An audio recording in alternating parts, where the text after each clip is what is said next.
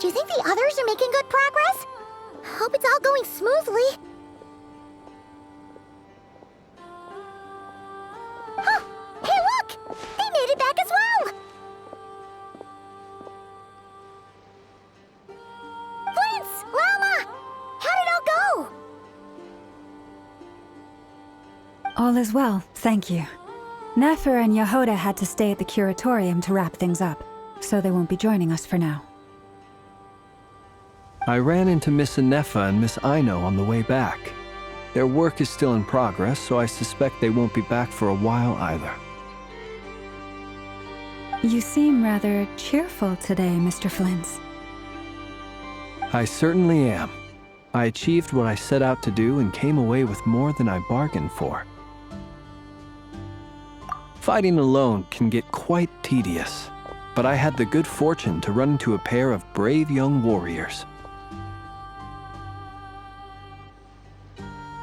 We meet again.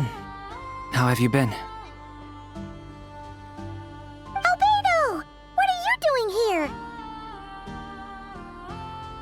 That would be a natural assumption to make. It's also the correct one. These two courageously lent me a hand while I was fighting the Wild Hunt. When they told me they were Servarka's colleagues, it all made sense. And given how people of outstanding talent tend to cross paths, it's no wonder you're already acquainted. So, who's your travel buddy, Albedo? Why don't you come and introduce yourself?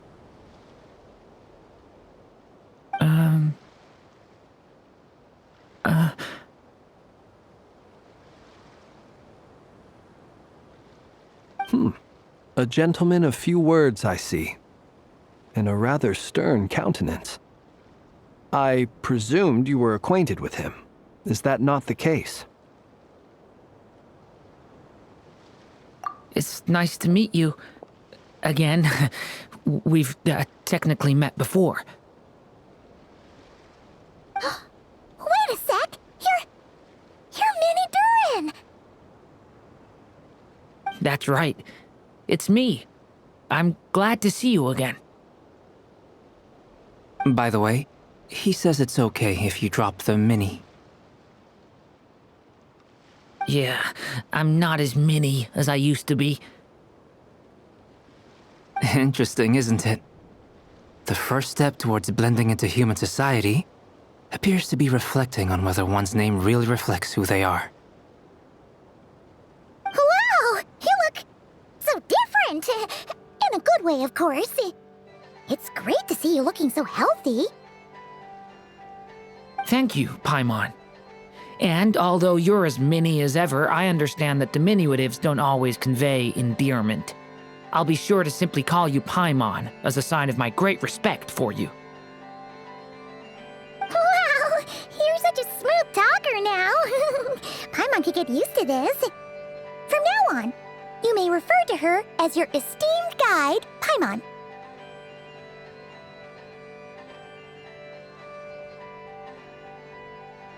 Personally, I think our little Paimon is the perfect size. When people call her Little Paimon, it's just because she's so adorable that they can't help themselves. If that's not a sign of endearment, what is? You're absolutely right, Miss Lauma. My brother still has a long road ahead of him when it comes to understanding human relationships. Anyway, speaking of long journeys, didn't Columbina, leave with you? How come she isn't back yet? She's been catching up with old friends. Wouldn't be surprised if she stopped for a cup of tea or 10 on the way back. Uh-oh. People are talking about me. Hope it's nothing negative.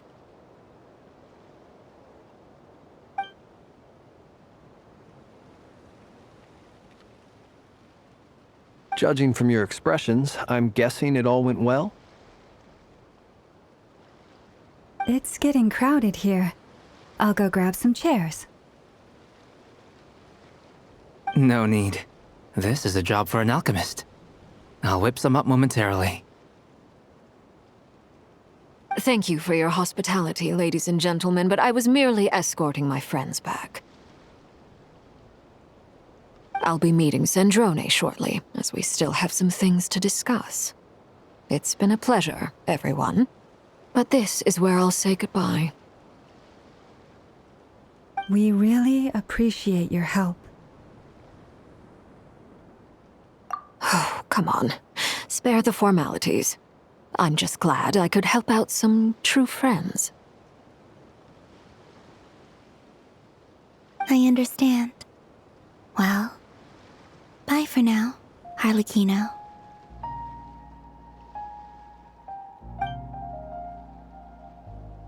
Oh, this place is hopping. It's probably a good thing one of us left. Otherwise, we might not fit all these people in. Are you saying we're about to run out of chairs?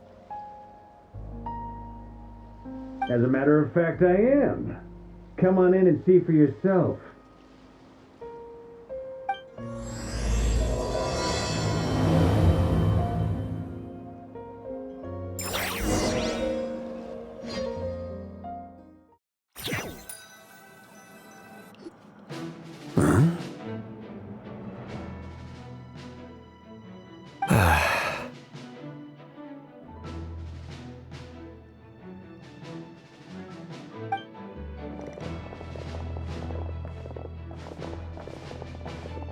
I overheard your little chit-chat outside, by the way.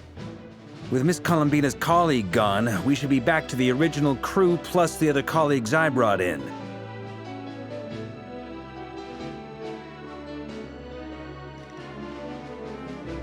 Though, it looks like we have another new face. Someone else managed to rope in a colleague, too?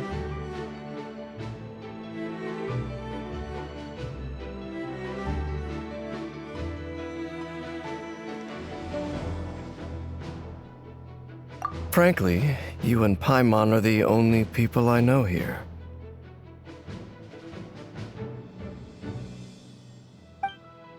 This here is Deansliff, colleague of Tibet's greatest guide, Paimon, and greatest adventurer, the Traveler. Well, not exactly colleagues, more sort of friends.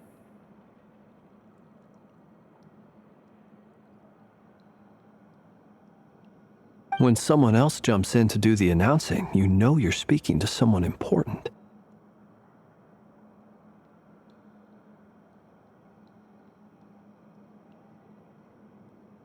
Let's hear what he has to say. Note to self, once Paimon knows your name, the rest of the world will soon follow. When he comes looking for us, it's usually something important. Paimon's guessing you've heard about the Wild Hunt, then. From the looks of it, you're about to hold a meeting. If I were to say that the Wild Hunt is our mutual enemy, would that earn me a seat at the table? As the saying goes, the enemy of my enemy is my friend. Mr. Dainsliff, there's a seat with your name on it. Though, I can't promise the same for everyone else. Hey, Albedo, think you can rustle up a couple more chairs? After all this time apart, Grandmaster Varka's first order is to rustle up a couple more chairs. I've missed this. Is he being sarcastic? Hey, he's your brother. Why are you asking us? I've still got a lot to learn about the nuances of human conversation. Trying to decipher Albedo's way of speaking has been like jumping in at the deep end. Oh, good point. Paimon gets you now. Don't sweat it. There are people who go their whole lives without getting the hang of it. You're ahead of the game already.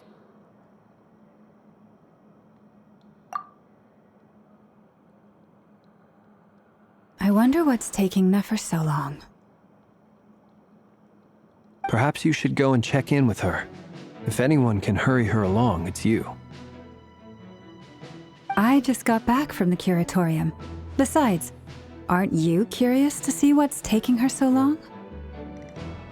Miss Nefer doesn't strike me as the type to share secrets. And since gathering intel is her specialty, I'm guessing she'd prefer to keep her methods confidential. Under such circumstances, would it not be tactless for me to impose? Oh, but it's fine for me to impose. What can I say? You have an unrivaled ability to garner people's affection, Miss Moonchanter. Besides, you have far more in common with her than I do. All right then.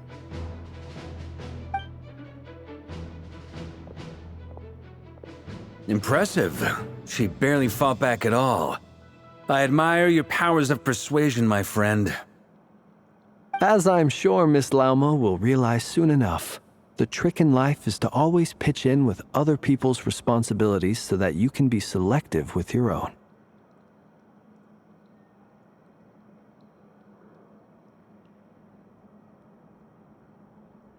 Another trick is to simply hide in the background.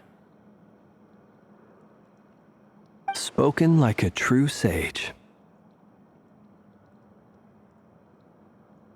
Anyway, looks like we've got some time to kill before the meeting.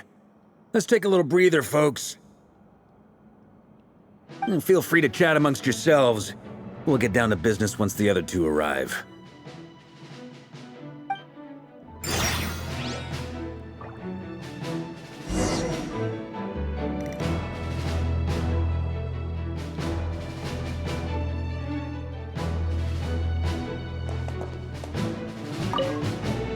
You're both awfully quiet. Why don't I start us off with an icebreaker? Much obliged. Have either of you ever had your portrait painted? If not, I'd be glad to help. That sounds like a lovely idea. You know how to paint, then? I dabble occasionally. He's an excellent painter. Tables, chairs, people, dragons, you name it. He'll paint it for you. I'm flattered. If I ever get the chance, I'd like to give it a try myself. I'll bear that in mind. Anyway, how about you, Durin? What sort of portrait would you prefer? Oh, I'd be fine with anything. Whatever style feels best to you. Very well. Then I'll play it by ear. You can replicate any style I want? I can try. If you show me a sample, I'll do my best to match it. Thank you. In that case, I'll dig up some reference material for you.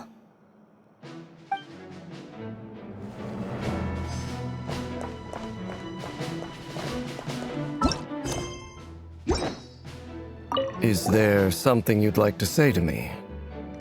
Yeah! For starters, why'd you just show up here without even giving us a heads up?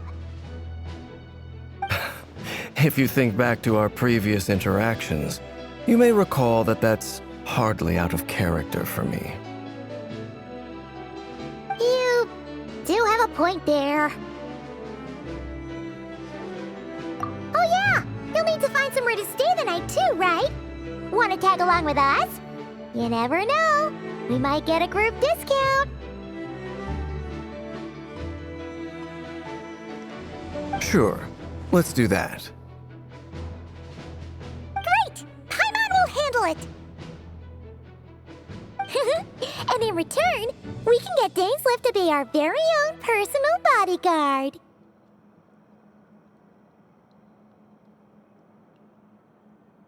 If that's what you had in mind, you should have said so sooner. I'd be happy to help.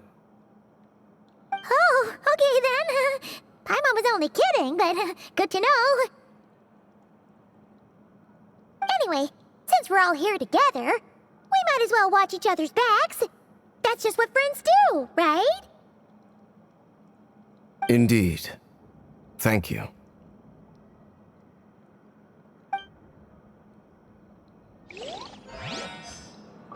Is there something... Yeah! For starters, you do have a point. Oh yeah! Sure. Great! Paimon will... and in return, we can get Dainsleif to be our very own personal bodyguard. If that's what you had in mind, you should have said so sooner. I'd be happy to help. Oh, okay then. Anyway, since we're all here... Indeed. Thank you.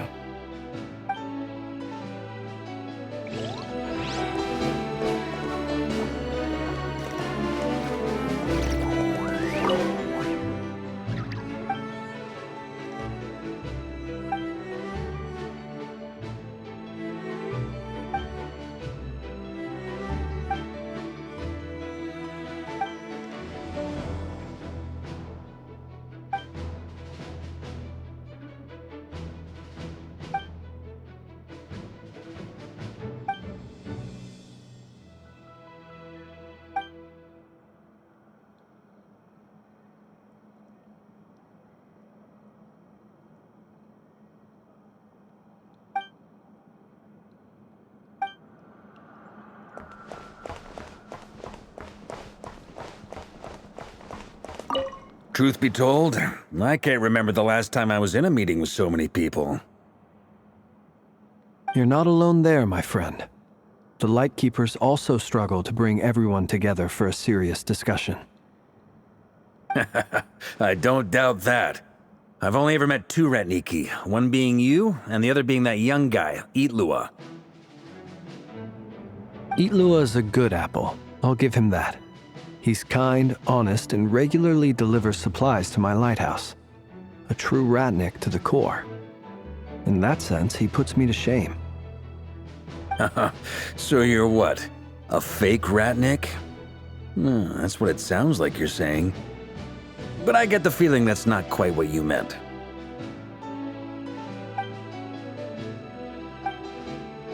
Come on, why the awkward silence? Sorry. I'm not even gonna bother trying to hide it. You've known all along, haven't you, my friend?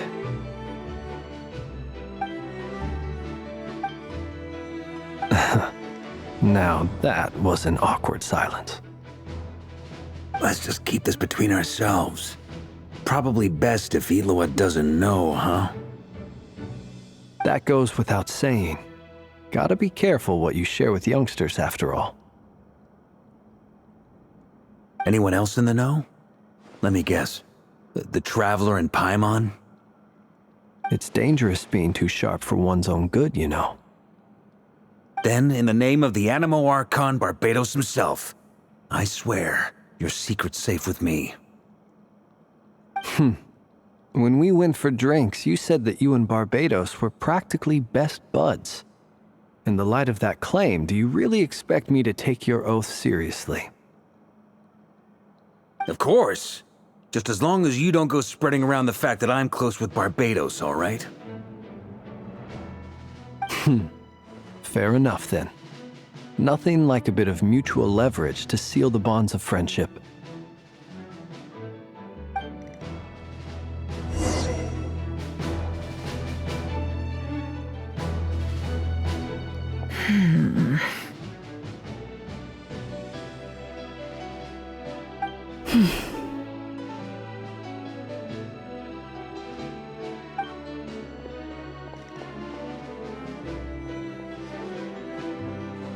Ah, Miss Nefer, you made it after all.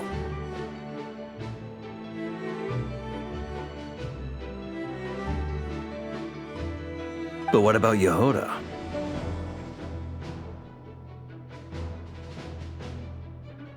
I'm here to give you an update on how things are going on our end. Once this is over, I'll be heading straight back to continue my work. I left Yehoda back at the curatorium to watch over things while I'm gone. Huh. So much for just this once. Shh! Not so loud! We're on a roll here. What if she remembers and suddenly decides to back out?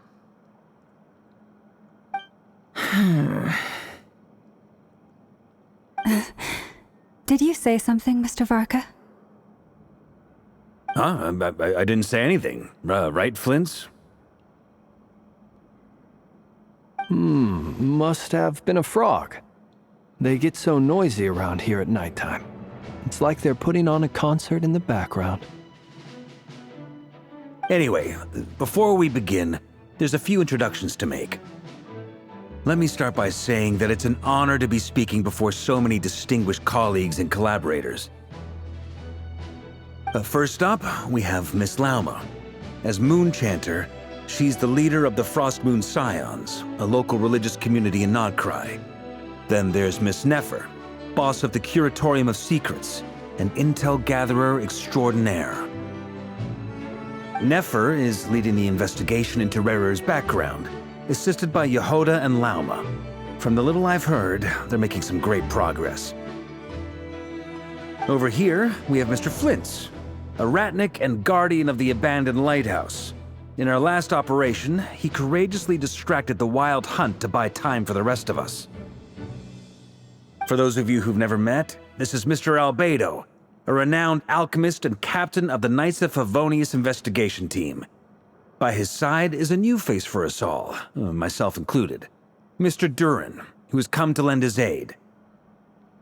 Next up, we have the Moon Maiden and former Fatui Harbinger, Miss Columbina.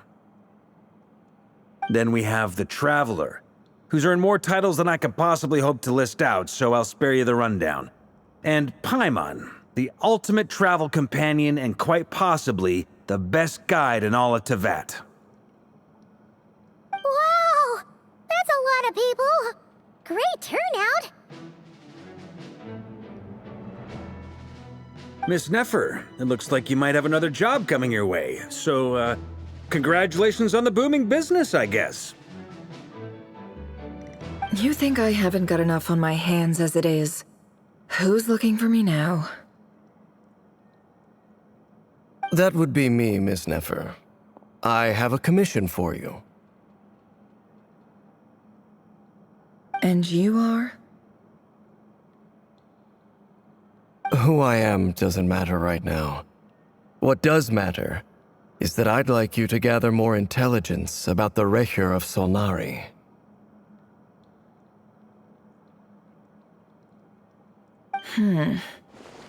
Well, it's not as if we never take on anonymous commissions, but in your case, I'll have to decline. I'm gonna take a wild guess and say your job's probably more hassle than it's worth. Something about you seems like bad news. It's my eyes, isn't it? Conrian, I assume. And what's with the mask? Are you trying to hide your identity? In any case, the fact that you're even still alive raises an awful lot of questions for me.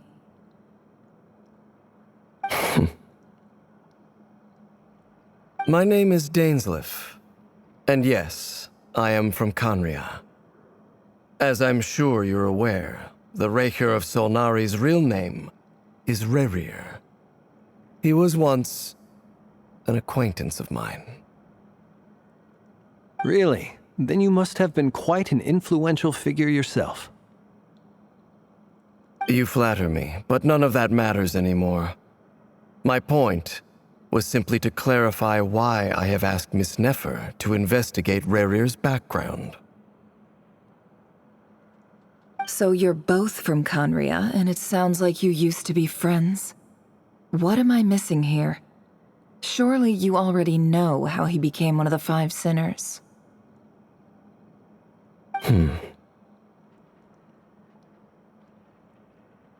I'll tell you everything I know. The history of Conria, the names and identities of the Five Sinners. I remember it all like it was yesterday. I have never spoken openly of this before, but the truth was exactly as people say. The Five Sinners were each driven by their own desires, and it was by playing upon these that the Abyss tempted them to their fall, tearing Conria apart in the process. The visionary, Vedafinir, who wished to foretell the future. The wise, Haroptatir, who sought limitless knowledge. gold, Rhine-daughter, who desired to create life. The foul, Sertologi, who pursued supreme strength. And last, but not least, Rerir of Solnari, Rerir, Ravager of the Moon. Of the five, Rerir is the only one who remains a mystery to me. He never harbored grand ambitions, so what changed in the space of a single night? How did he come to fall like the others? In other words, you're saying that his change came as a shock to you, and you have no idea what actually happened? That's right. You mentioned how the Abyss tempted them, which led to their fall. But what did that look like in practice? And what other context can you give me about the events of that time? The more detail you can give me, the better. Strangely, now that it comes to it, I hardly know where to begin. The fateful night took place during the era of the Eclipse Dynasty. One day, my elder brother, the visionary, Vedafenir, was summoned to the palace by the Vinster King, only for the king to gouge out his eyes and cast him into the dungeons. When I came to hear of this, my fury knew no bounds. I gathered together every ally I thought I had, and together, we set a night to storm the palace and free Ved.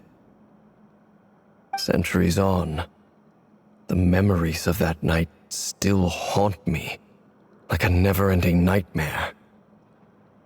We broke through the palace gates, just like we had planned, each striking towards our separate targets. But then, I was betrayed.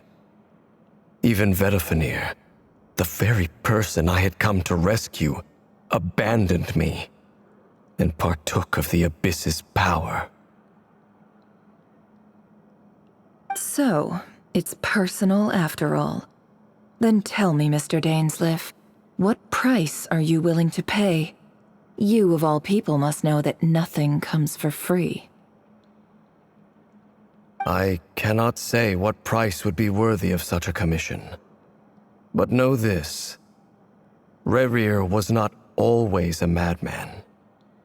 Believe it or not, there was a time when he was just an ordinary man, working for the Conrian Intelligence Service. Uncovering the truth of Rerir's past is the only way to unravel this mystery. But before you decide if you will accept my commission, I will tell you more about him. Enough, I hope, to help you plan your next move. Sounds pretty good to me. Feels like we just flagged down a random passerby, only to discover he's actually a master strategist who has a score to settle with our enemy. Can I borrow your halo? It could be useful in the lighthouse. Hey, enough with the wisecracks! Besides, isn't that lamp of yours bright enough already? Relax. It was meant to be a compliment. If that was a little over the top for your liking, I'll make sure to tone it down next time. I'll give your proposal some serious thought, Mr. Dainsleif. Let's speak in private once the meeting is over. Before that, there's a few things I'd like to share.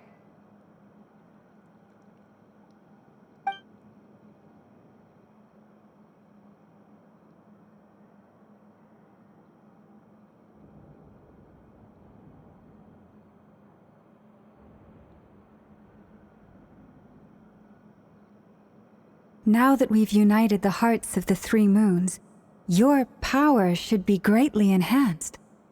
But it seems like that hasn't happened yet. I believe it will take a little longer. You've done so much for me, so I want to be completely honest with you all. Even though I'm doing a lot better now, The truth is, my recovery will likely be an ongoing process. From the moment I was born, my power has been slowly ebbing away. And that is because Teyvat has never accepted me. Even with the moons united as one, it seems my rejection cannot be undone. So far, I have yet to find a solution. It may turn out to be a problem that will plague me until the day I finally leave this place behind. Even so, I will do everything in my power to help you drive out the Rerir of Solnari. As Arlecchino put it, this is not about chasing the spoils of victory. It's just a gesture of heartfelt gratitude. Kutar.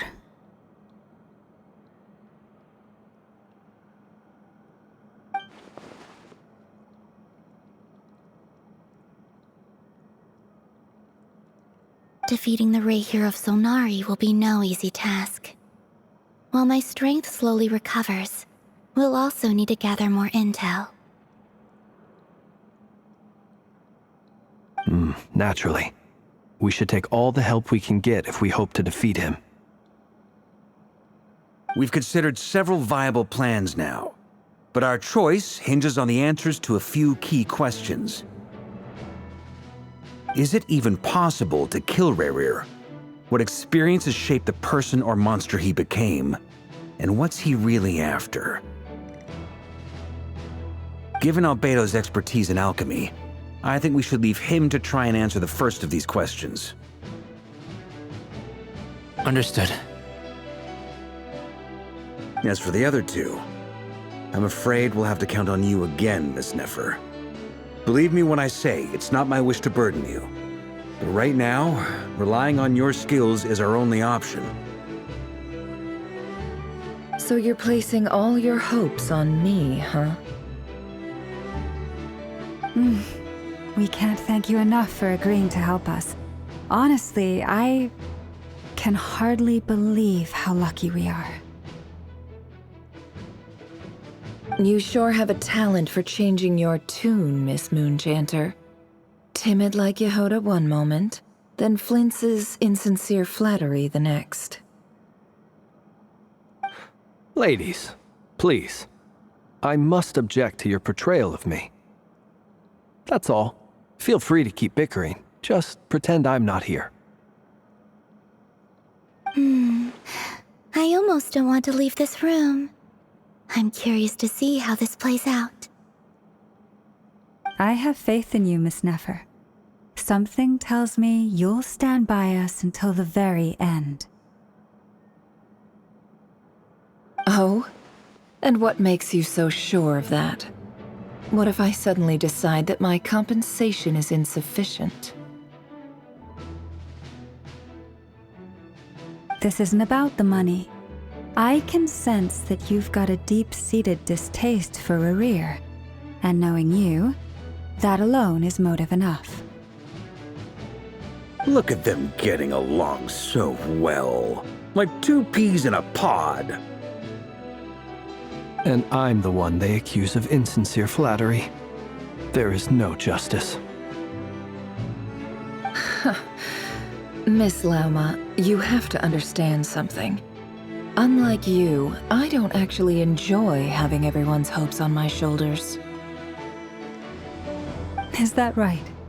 Well, maybe the fact that I'm willing to put my hopes in other people says more about me than you. But the fact is, I also trust you. And that's because I know that you're someone we can count on.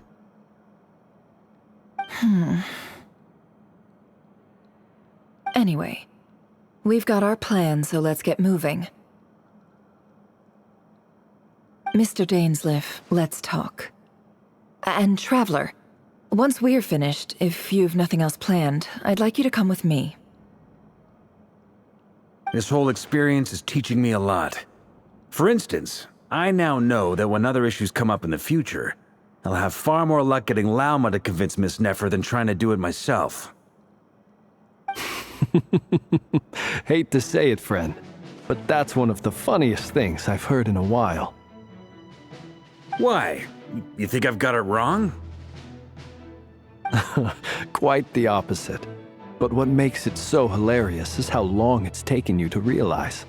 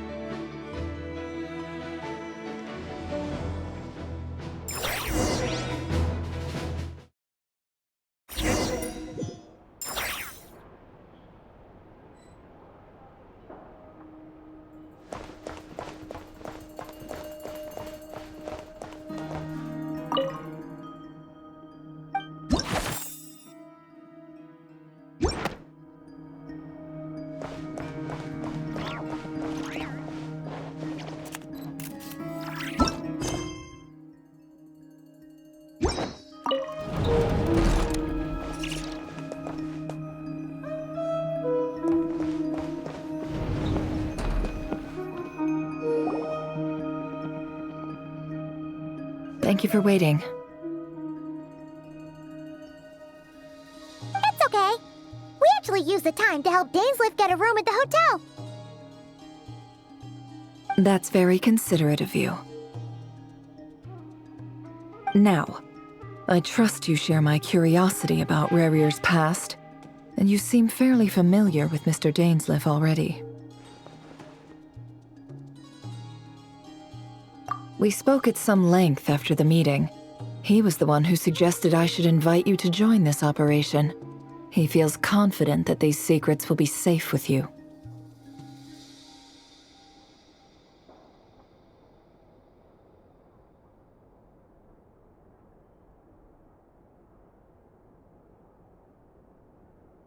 Dane has a lot of faith in us, that's for sure. Likewise. I appreciate that you got right on board without interrogating me about why I invited you.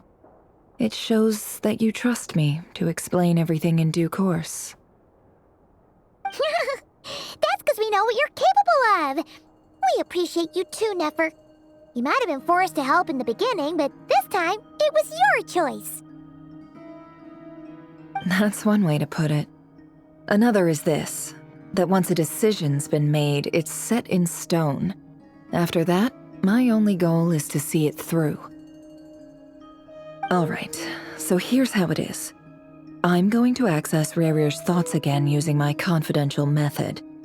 Now, I'm sure you've seen things like this before on your travels, so you're surely well aware of how dangerous it can be. The reason I've gathered you all here is to ensure my safety during the proceedings. I plan for us to enter the fragment of his consciousness together, and once inside, I will focus on searching for information. Think of this as a diving expedition into someone's brain. If I'm the diver, you are my safety equipment, tasked with keeping me alive while I'm under the surface. Once the ceremony begins, we will all be spying on privileged information. But in the interests of safety, you must remain absolutely silent at all times. We will discuss our observations after the ceremony has concluded. Lastly, any individuals of a weaker constitution are advised not to partake in the ceremony. In any case, Paimon has her own job to do, which requires staying in the room, but not joining the ceremony.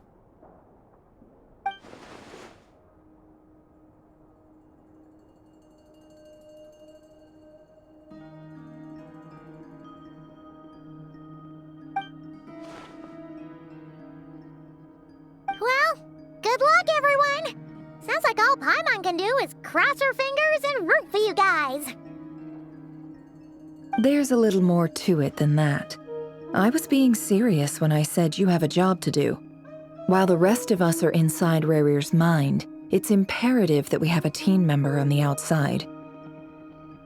In the event that something goes wrong, you will be our first responder. I don't anticipate any issues, but the extra level of safety will be greatly appreciated. I second that. This is a dangerous operation here, and you're our whole rescue team.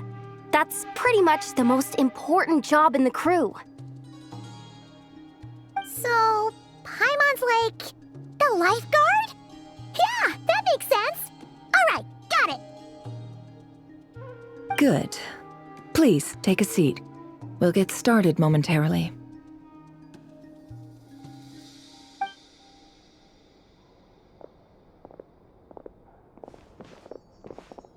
So, did Mr. Dainsleif tell you anything else? He told me that he believes Rerir kept some big secrets in his life. He's not sure that they were the cause of his eventual downfall, but he's asked me to uncover what those secrets were all the same. But surely you're not planning to go through with this, no matter the cost. If you think that, you'd be overestimating me. I'm a businesswoman, not a mercenary. But I do have my own professional reasons for taking this job. You think I'd turn down the opportunity to get a first-hand glimpse into Conrian history? No chance. Well, as long as you don't let morbid curiosity get in the way of safety concerns, we're good. We'll do whatever we can to help you. You're such a killjoy.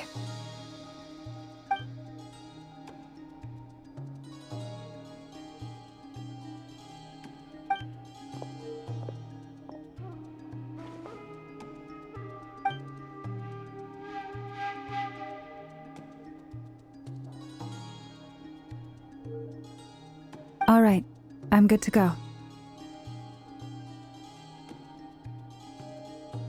All set over here, too.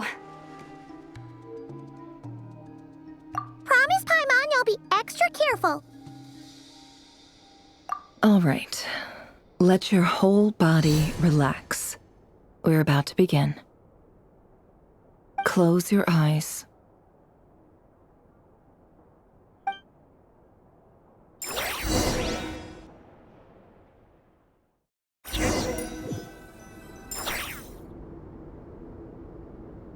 Phew. Could this be his office? Pretty standard setup. Bookshelves, paperwork, files. According to Dainsleif, Rerir used to be an intelligence operative. Chances are there's plenty of top secret intel stashed away in this room. Is this where you keep your secrets, Rerir? Can't say I'm not looking forward to this.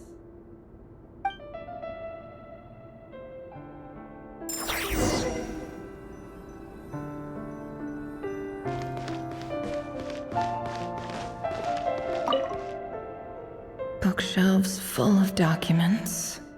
Looks like these are all files, packed with the personal details of individual Conrians. The Crimson Moon dynasty preceded the eclipse.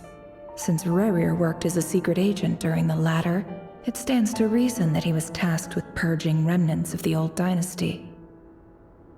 Yep, lines up exactly with what Dainsleif told me.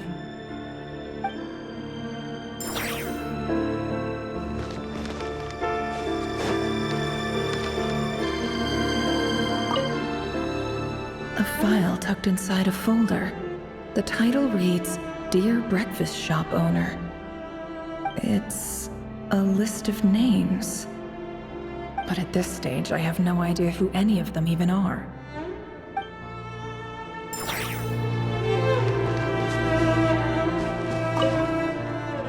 Wonder what kind of encryption technique this is. Seems like it has to be inserted into that camouflage device nearby. Aha! It's an audio recording. Please, hear me out. I can't shake this feeling that someone's been spying on our house. No, I'm not being paranoid. It's true. I saw someone dressed in all black.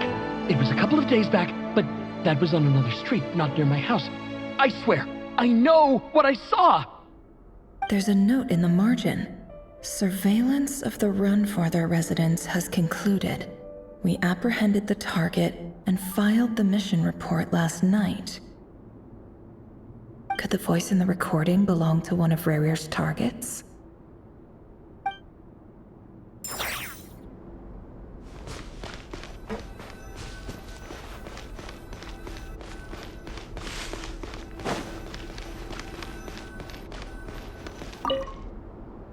A box containing a ring inlaid with a precious gem.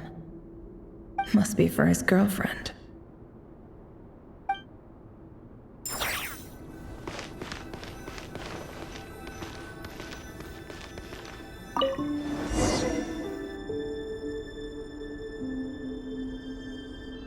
Today's files are in.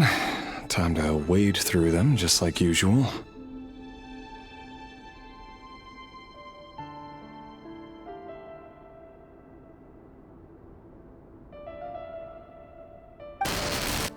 Male, 51. Occupation, cook. Confirmed Crimson Moon descendant. Has maintained frequent contact with other descendants over the past year. Poses a threat to the dynasty. Neutralized.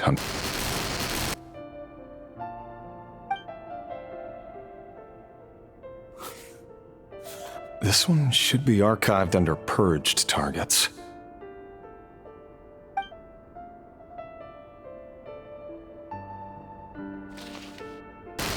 Female, 23.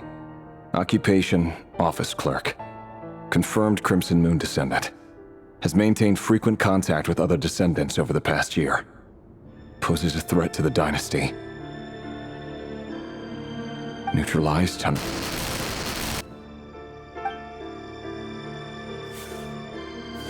Another one for purged targets.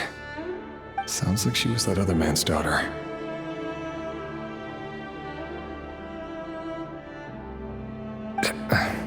Never mind. What's it got to do with me?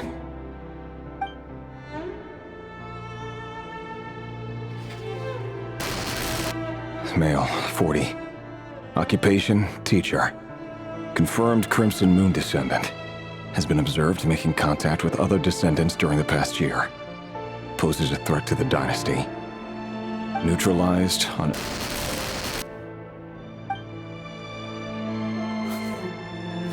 Just another nobody for the archive. Come to think of it, I remember surveilling this man. A case like his never would have been considered a priority in the past. Huh. He barely even interacted with other Crimson Moon descendants.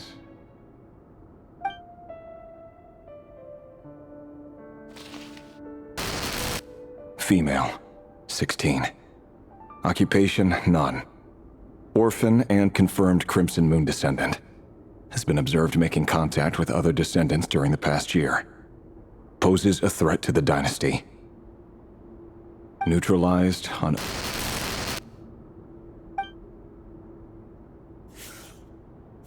Filed. I have no recollection of this girl. None whatsoever. She doesn't seem to be anyone important, but then again, how many of them really are?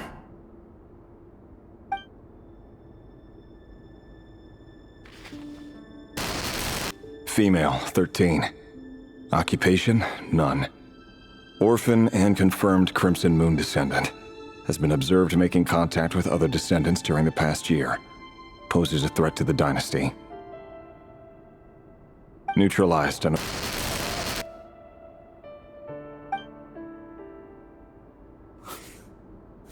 Filed.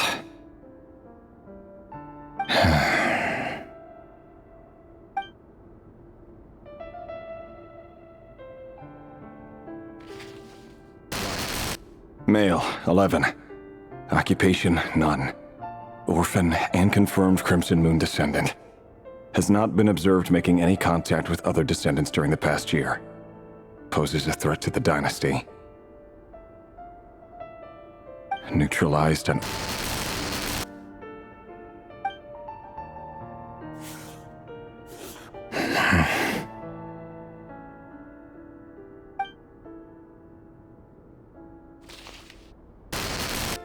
Male.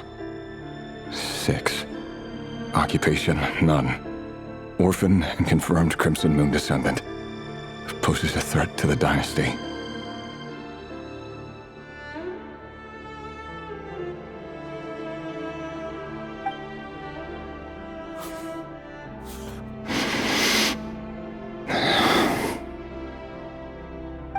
It's funny, isn't it?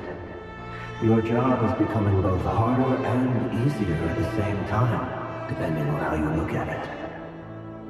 Sooner or later, the Crimson Moon descendants will be completely wiped out. But as their numbers dwindle, they become harder and harder to track down. That's not how it is. Fortunately, however, most of the able-bodied adults have already been taken care of. The remaining weaklings will be increasingly easy to deal with. No! No. My job is to ensure the survival of the Eclipse Dynasty. And the only way to do that is by eliminating any and all potential threats. It's a perfectly legitimate line of work. Every single one of my colleagues can attest to my fairness. And if my friends were aware of the facts, I know they'd back me up too. Assuming, of course, that they were aware of all the facts.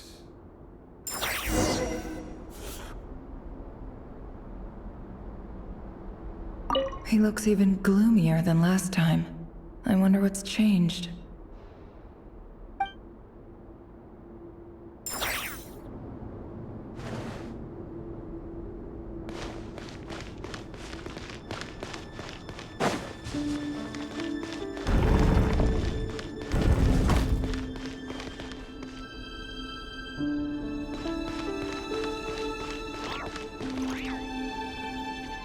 Mr. Vedifalnir, it's been quite some time since we last met. Rerir, I trust you're here because you have something important to discuss.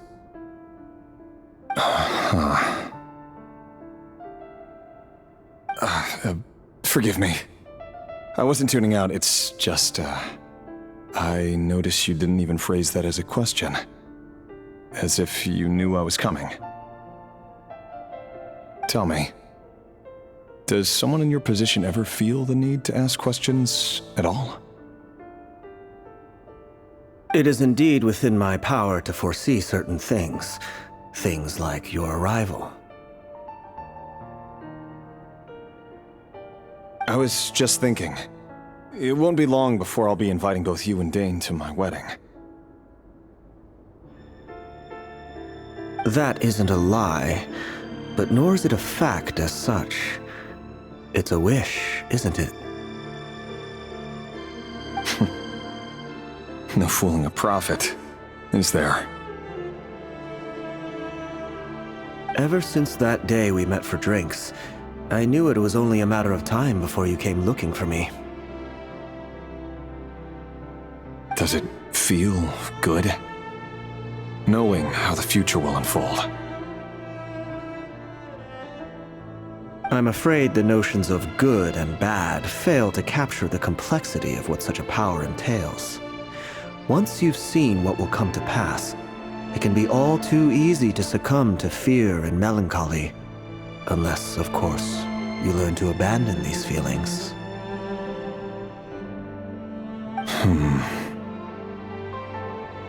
You fear my silence, and long to hear the words I left unspoken that day. That's right. You must have noticed my reluctance to broach the subject. And the reason is simple. Because the truth could never have lived up to your hopes. For both our sakes, such words are better left unsaid. The burden of prophecy was never meant for your shoulders. So who exactly do you deem worthy to hear your prophecies? None but our exalted king? Or rather, our king as he once was. You're closer to His Majesty than I am. You must know better than anyone how much he's changed. You say that as though it is to my benefit. Yet precisely because of that, I dare not speak rashly. A king can turn out to be the most virtuous of rulers, or a tyrant more terrible than the most vicious of dragons. You are so wise and far-sighted, yet still you would have me live in fear of the unknown? You make a fair point. Especially given my silence alone was all it took to send you spiraling downwards. Very well then. Let me offer you some advice. And I say this not as a prophet or a visionary, but simply as the brother of your friend. For many reasons, there is very little chance of your marriage ending in happiness. If happiness is what you seek, you should find another fiancé.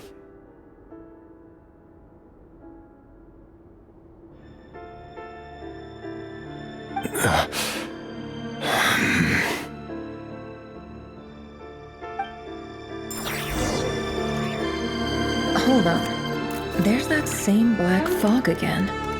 Did this memory belong to Tholindis? Guess I'd better tread carefully.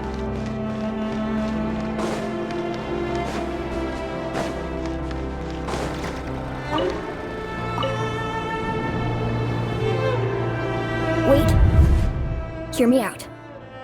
This time we finally got a clear look at his face and learned his true identity. His name is Rerir, and he claims to be one of the king's guards. What did you say? A cruel irony, isn't it? The man you're set to marry leads a double life as a brutal executioner. Why are you telling me all of this now? Simple. It's because I want you to kill him. You are the only person he would never suspect. No, absolutely not. I would never dream of doing such a despicable thing. So you'll just stand by and watch him slaughter us to the last. Do not forget that the blood of the Crimson Moon flows in your veins too.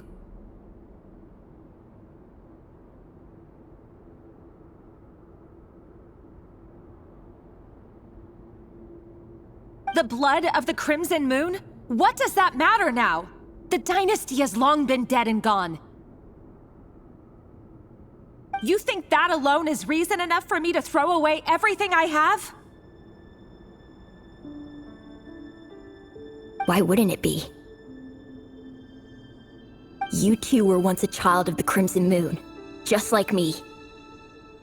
Don't tell me you've never felt so much as a flicker of fury for the way we were trampled into the dust.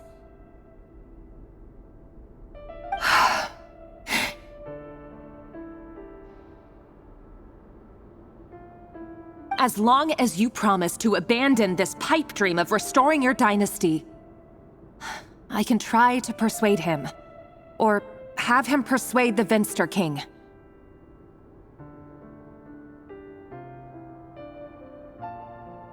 Persuade the Venster King?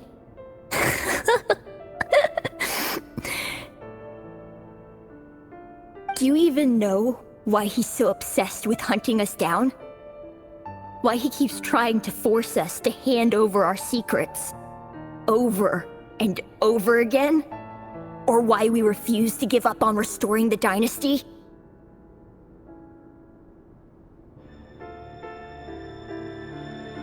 The Venster King. A blind fool. His eyes clouded by powers from beyond this world. A petty little man with a miser's heart. and he dares to sit upon the throne, mark my words. Sooner or later, Conria will fall, and it will be his doing. If you can't bring yourself to do it, so be it. Just you watch. It won't be long before calamity descends upon us all.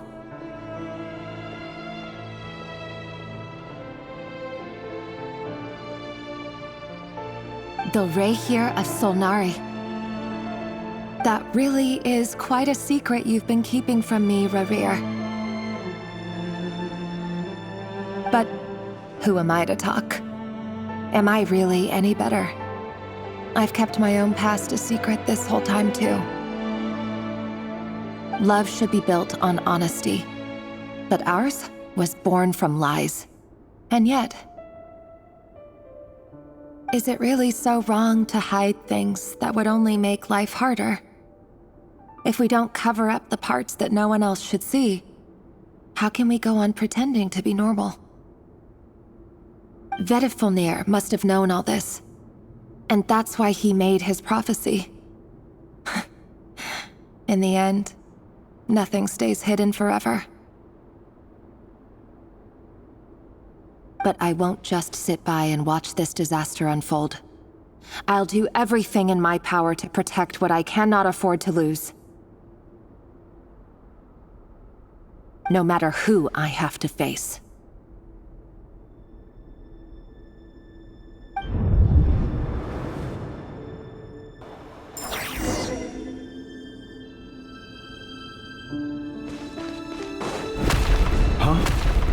Was that Rerir who just walked past the window? Doesn't it give you the chills that he still takes the same road to work every day? As if nothing ever happened. Those people at the deli. Enough already. They're clearly pretty taken by their own disguises, so just smile and play along. Pull the rug from under beasts like that, and you'll risk having your throat torn out. Deli? Oh. They're talking about those people from the opposition. Right. I'd almost forgotten they used to run a deli. People of no consequence always vanish so easily. And no one even remembers them.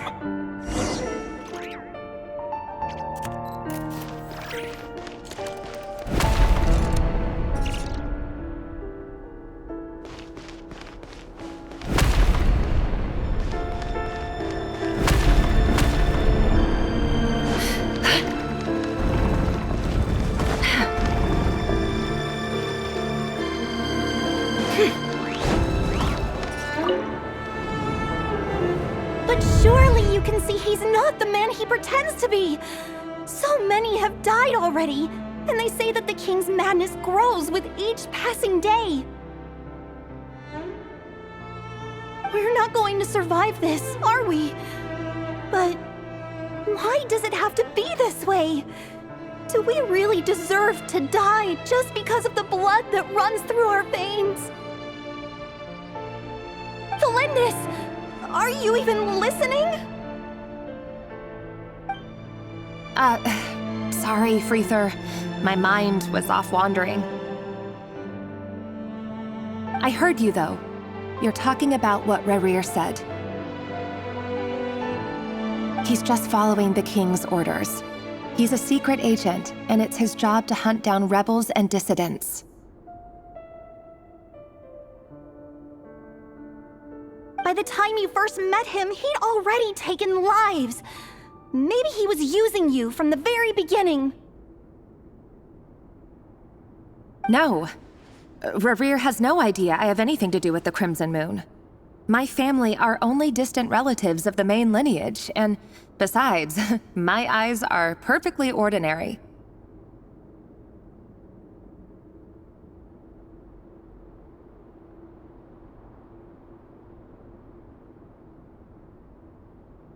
Truth be told, apart from my teacher, pretty much no one knows I have any connection to any of it.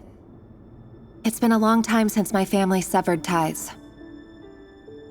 But as Orlog said, who could possibly talk sense into that raving lunatic of a king? No one! I'll work something out. Trust me, I'm with you all. But for now, you need to keep yourselves hidden. Don't let anyone find you, anyone at all. Don't forget that Rerir is an Eclipse operative. You need to be extra careful when he's around. And when I am too. For now, don't come looking for me. And if anything happens to me, just act like we've never met. If even you can't escape this, what hope do the rest of us have? But after all this time together, surely he wouldn't lay a hand on you.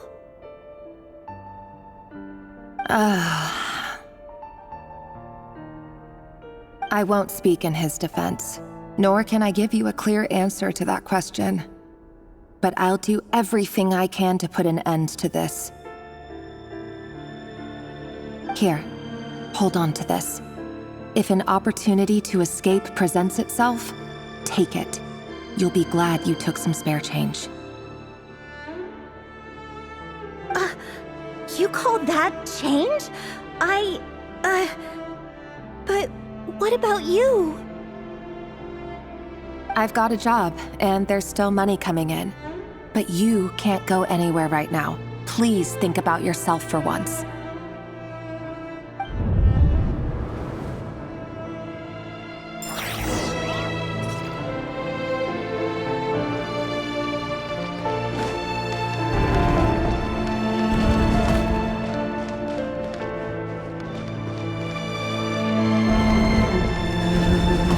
Another day, another round of assassination training. Training ground is just beyond this hidden passageway. When you kill a person, doesn't it bother you when you end up covered in their blood? Why would it? Aren't we all just walking blood bags? But not everyone is accustomed to hunting down others like prey. You've been a hunter for so long now, you seem to have forgotten that most people don't just go around killing one another. Leave me alone.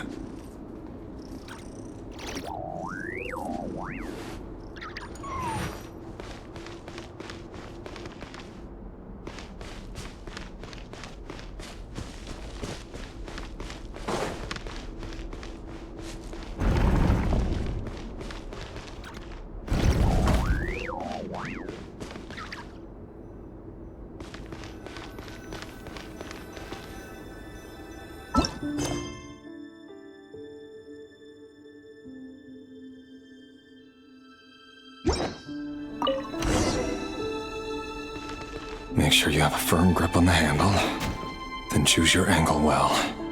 Keep your movements light and brisk, and the prey won't sense a thing. I doubt that. I'll bet no one ever died a quiet death at your hands. I work clean. No traces.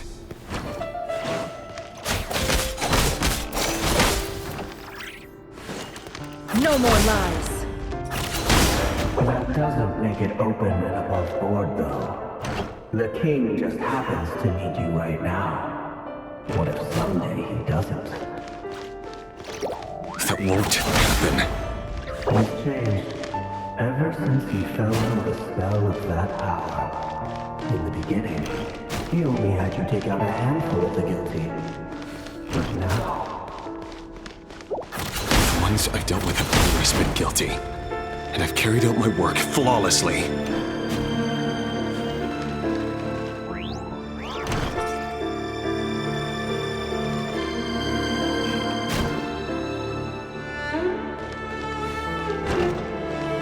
No more lies. Can't hide the truth. You know why Tholindis didn't accept your proposal, don't you? Was it because she didn't trust you? Or something else? Enough!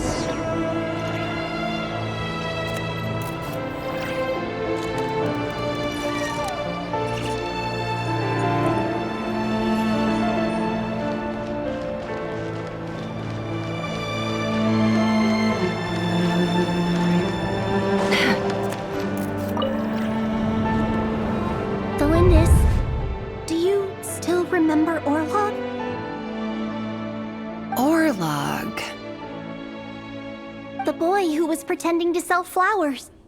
You spoke for quite a while, didn't you? Yes, we did. What about him? He was arrested 2 days ago. Chances are he's already dead.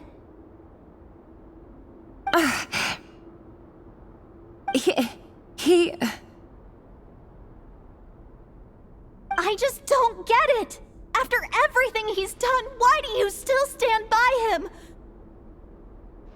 Or does it mean nothing to you that people keep dying? No, that's not... Just hear me out. I need to go now, Tholindis. They're looking for us. You take care too. If you ever need a place to hide, come find us.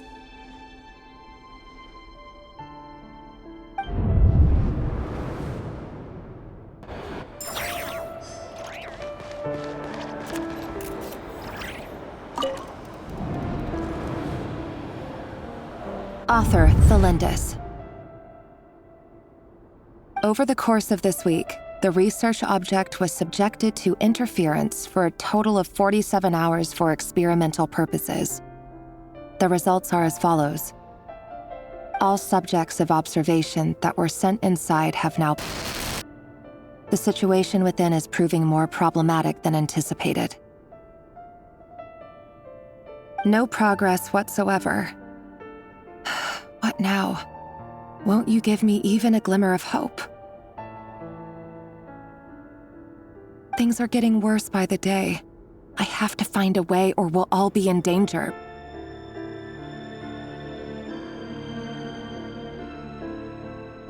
But I...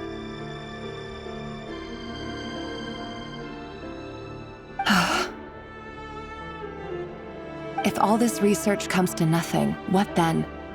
Sooner or later, it'll be my neck on the line.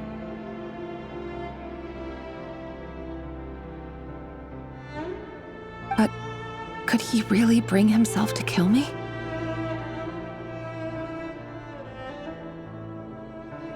No, surely he wouldn't have the heart.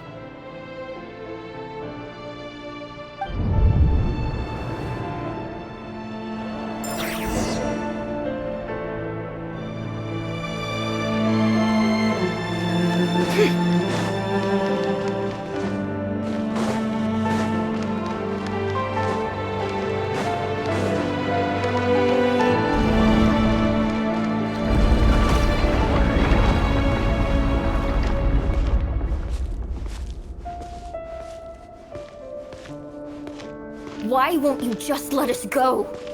We don't even know each other. All we want is to live ordinary, peaceful lives. You want to live?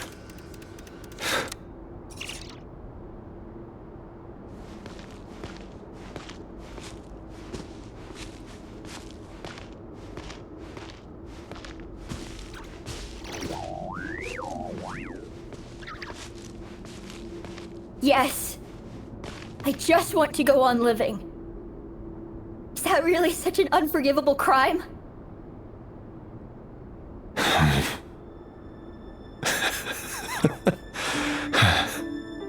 You want to go on living. I want to keep living too. To keep living forever. That's why I have no choice but to continue on the path I'm on. If only some savior would suddenly swoop down and change the way the world is. Too bad that's not going to happen.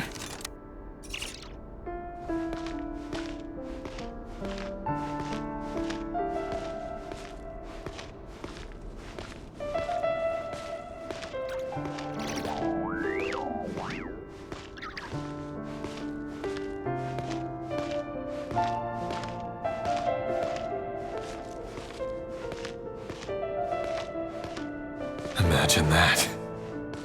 If there really were such a person, you and I wouldn't be standing here like this, would we?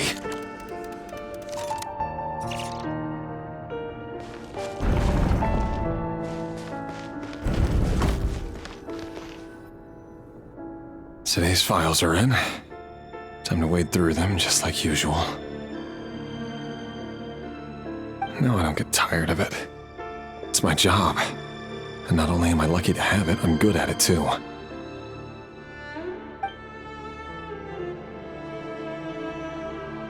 Huh. Wait. That's...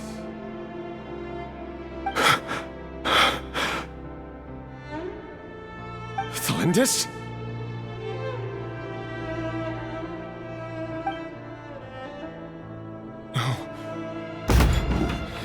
No!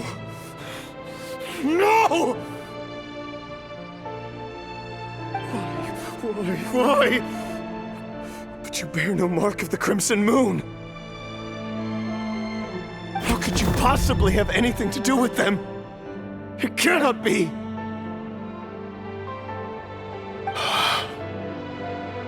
A diluted bloodline.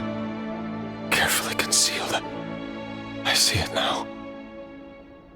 You've been living in the shadows just like me. What a fool I've been. Numbing myself with talk of justice. Even imagining my friends would back me up. But in the end,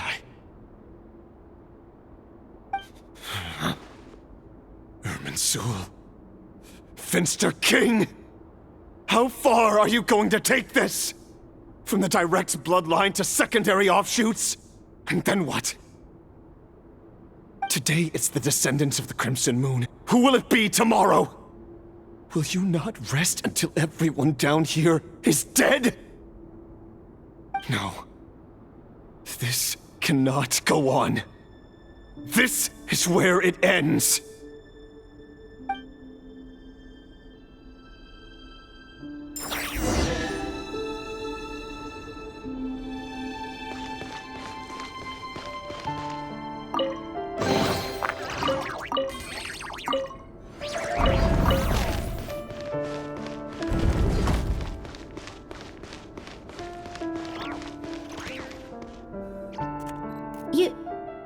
You're really letting me go?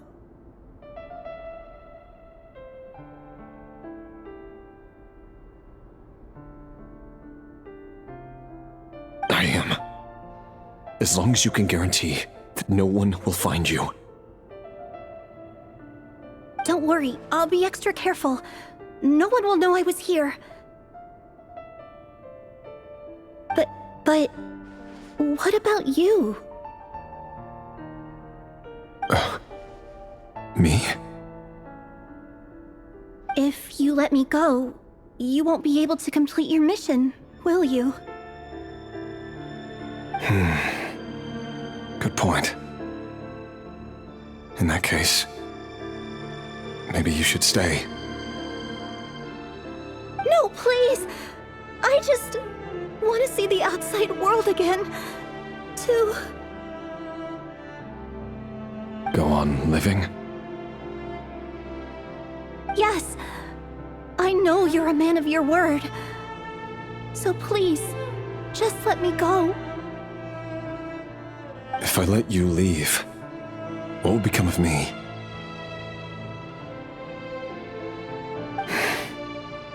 Just kidding. Go, now. But remember, don't let anyone know you were caught. We'll be seeing each other again very soon if you do.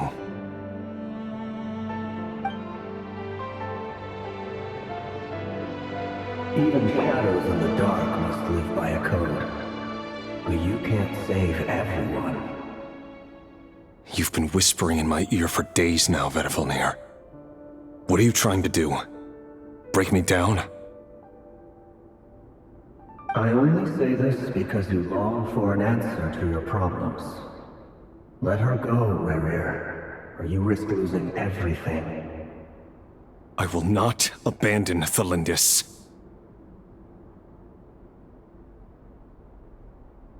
Then you'll need a little more vigilance and a lot more power. The world is changing, Rerir. Keep your eyes peeled for your moment of opportunity. That voice used to be so unclear. But now I know exactly whose it is. It's Tholindis. He won't tell me how to actually resolve any of this, but he keeps trying to manipulate me like a puppet. What's his game here? Tell me then. What will this moment of opportunity look like? And no answer. He's like a ghost. Always disturbing me when I'm on edge, but never answering when I need him most.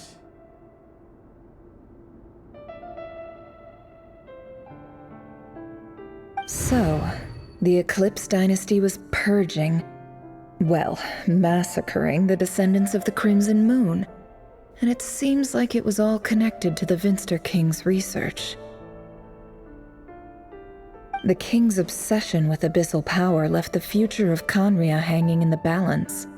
No wonder every aspect of Rerir's life was so unstable.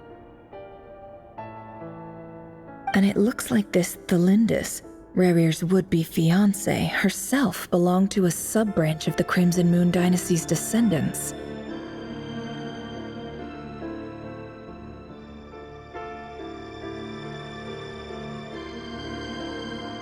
It almost defies belief that a couple like them could hide the truth from each other for so long.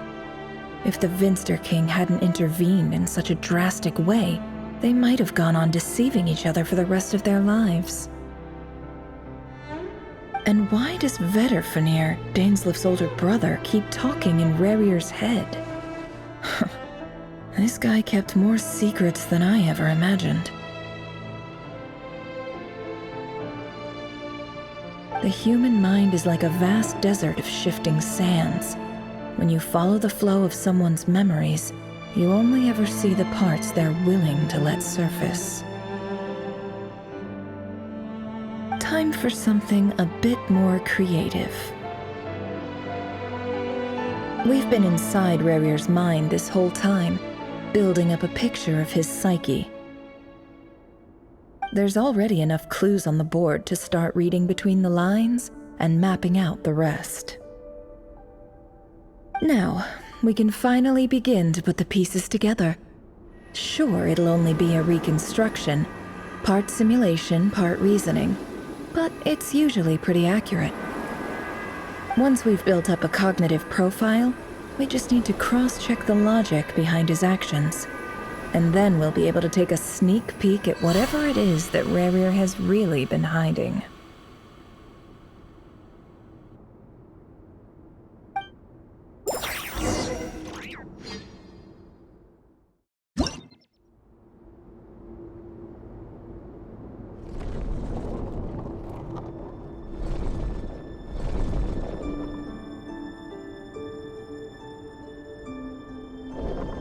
Rerir, are you there?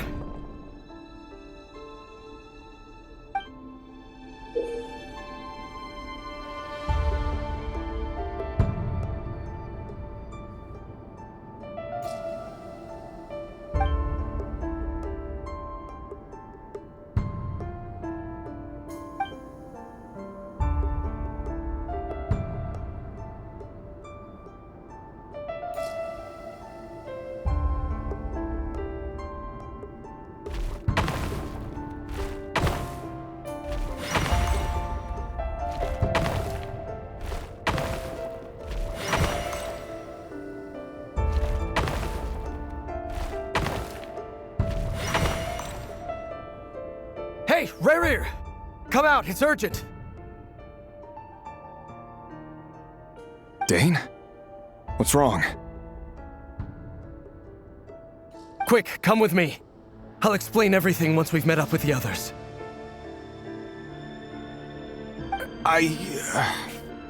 Okay. I'll come. But Tholindis is still over at the Universitas. I'll need to leave her a note. All right then, but make it quick. I've never seen Dane so worked up before. Whatever this is, it must be big trouble.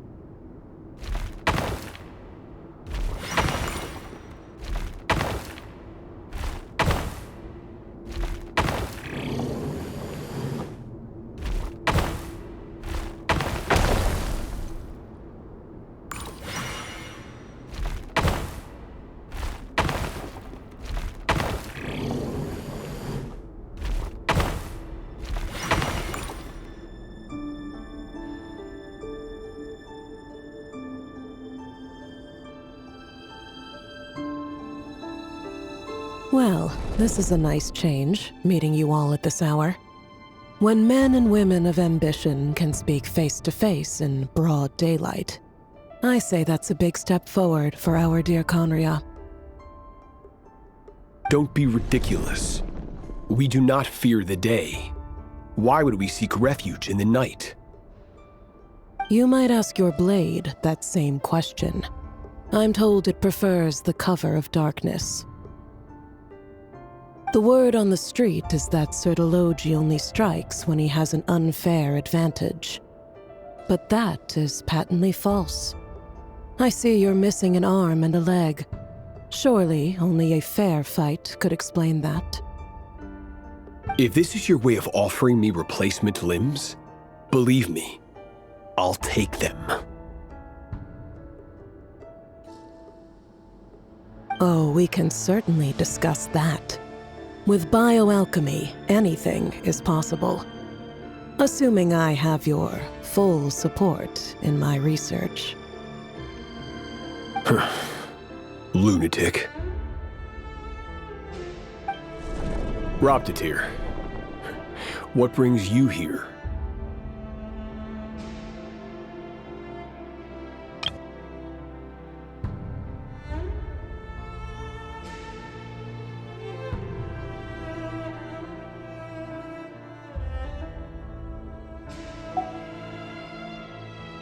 Why, Dainsleif, of course.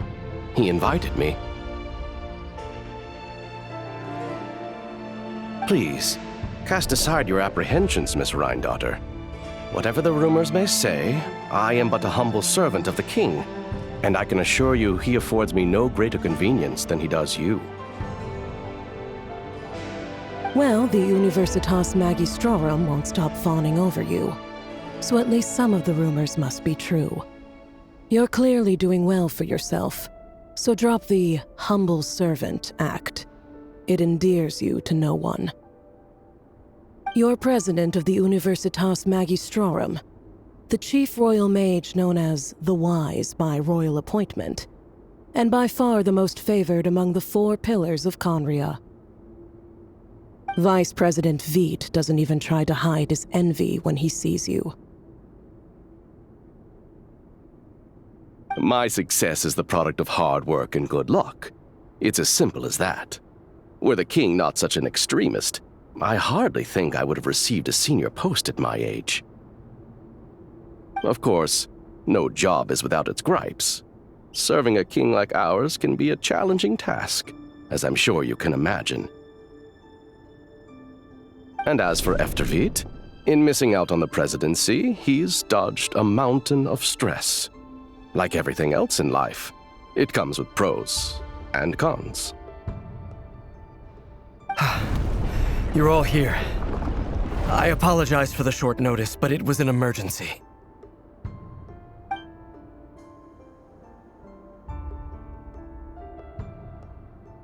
You must be Rerir.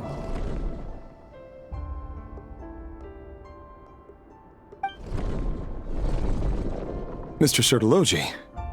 Yes, I handled your case file during your sentencing. Nothing personal, of course. I'm pleasantly surprised that you remember me. You're clearly a person of substance if you've been invited here. But Dainsleif, you'd better have a very good reason for convening this little gathering.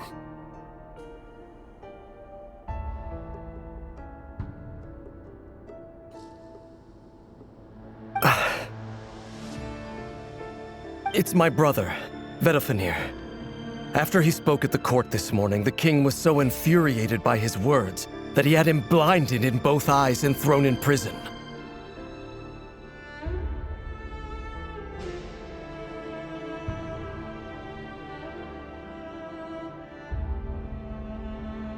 Vedafenir in prison?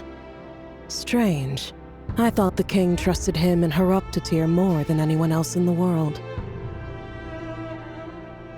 Does this mean the king's circle of trust just got even smaller? It has nothing to do with trust.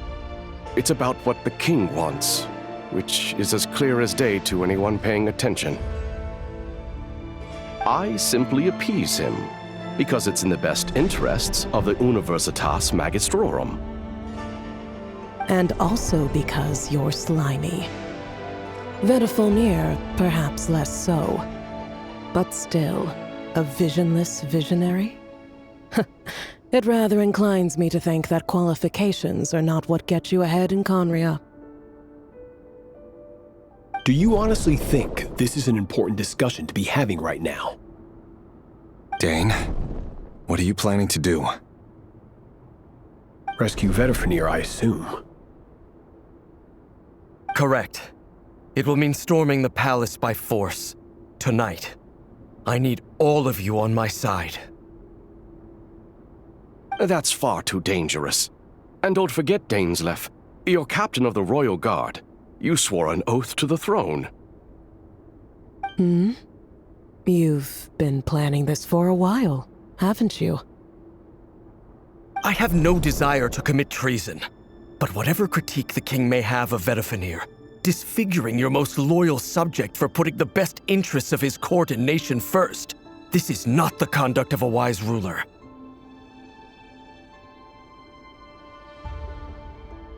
My blade will force the king to see the error of his ways.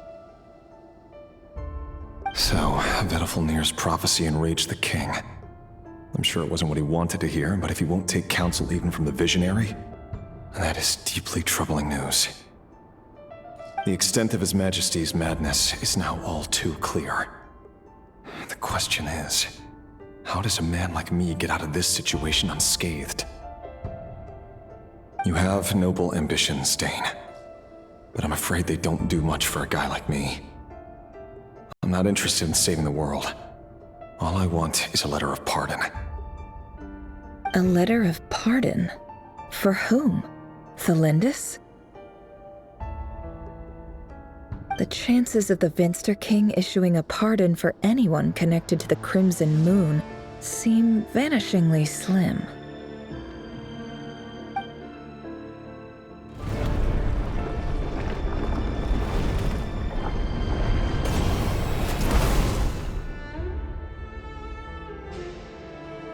This black fog over the board must have some connection to Tholindis. But why is it taking this form? Does it have something to do with Rerir's past? Another mystery I'll need to unravel.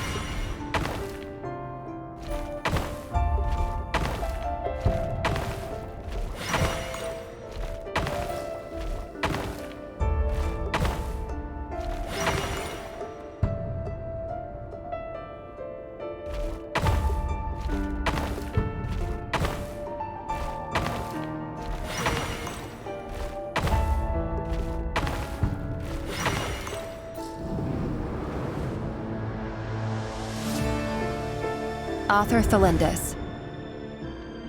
Over the course of this week, the research object was subjected to interference for a total of 60 hours for experimental purposes. The results are as follows.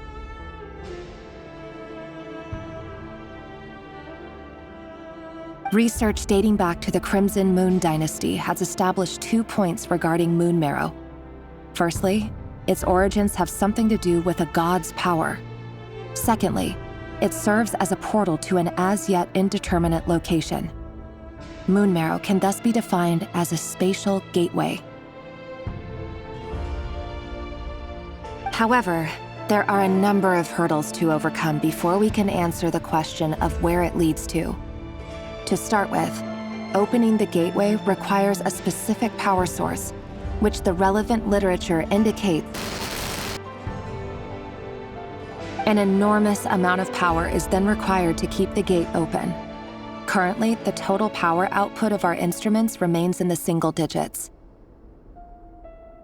To make matters worse, I am now the only staff member remaining in the Moon Marrow lab.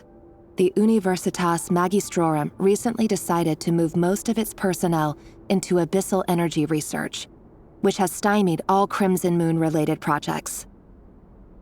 This is not a wise move. I have always maintained that placing all our hopes in a single source of power is risky, especially one as poorly understood as this. As well as making ourselves overly reliant on a single resource, we are neglecting other promising technologies. I apologize if this comes across as disrespectful, but as a Moon Marrow researcher, I desperately want to see the world beyond the gateway. If we really made it there one day, what would we find? And how would we go about taming the unknown? My imagination is endlessly fueled by questions such as these.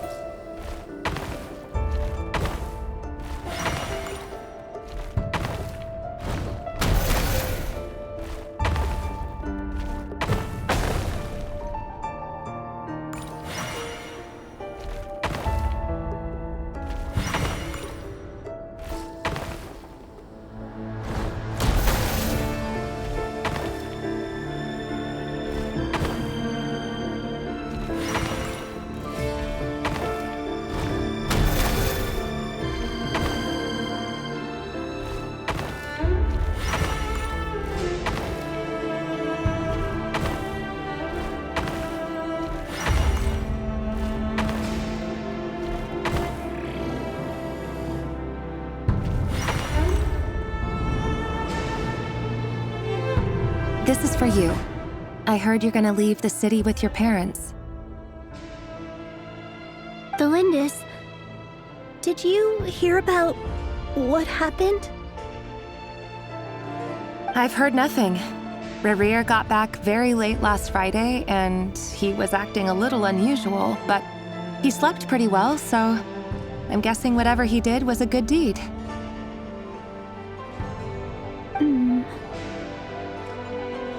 You never saw him, and I don't know what he did. And this conversation never happened. You understand? What if he finds out that you pried into his secrets? Don't be silly. I don't know what secrets he does or doesn't have. All I know is he's just a normal guy who happens to run some errands for the king. Are you scared of him? I don't know. The Rerir I know doesn't match the person you all describe. Logically, I should be scared of him, and yet, I don't want to lose him. But enough about that. You should get going, and be careful with the package I gave you. Keep it secret. Keep it safe. What's in it? A piece of the moon. All you need to know is that as long as you keep it safe, then in the future, everyone will be able to see a red moon. A red moon? You mean our moon? That's right. Our moon. Promise me you'll look after it. I promise, Tholindis. The Crimson Moon bloodline will never die out. Its light, the color of blood, will become like a fire that flows in our veins. No matter how long it takes.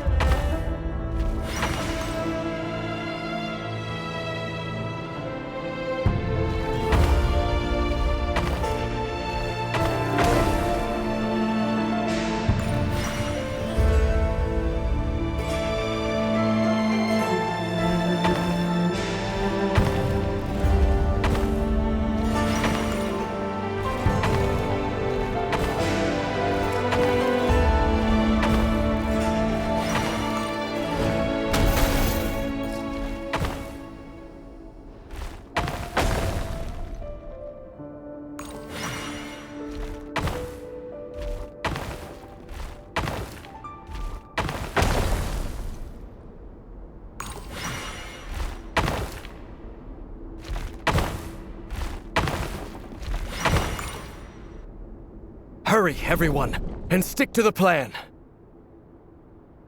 Sir Dainsleif, what are you? Is this treason? You know what happens to those who betray the throne. Please, don't do this! It is the king himself who has betrayed the throne. He has betrayed all of Conria. If you have any love left for justice in your heart, you should join me. It's showtime. Dane and his group will handle the troops in the palace. Then Hraptatir and Rhindaughter will disarm the security measures. My job is to enter the prison and rescue Vedifalnir. Stay safe. Wish me luck. Look after my brother. Draw your blade. It is time for justice to prevail.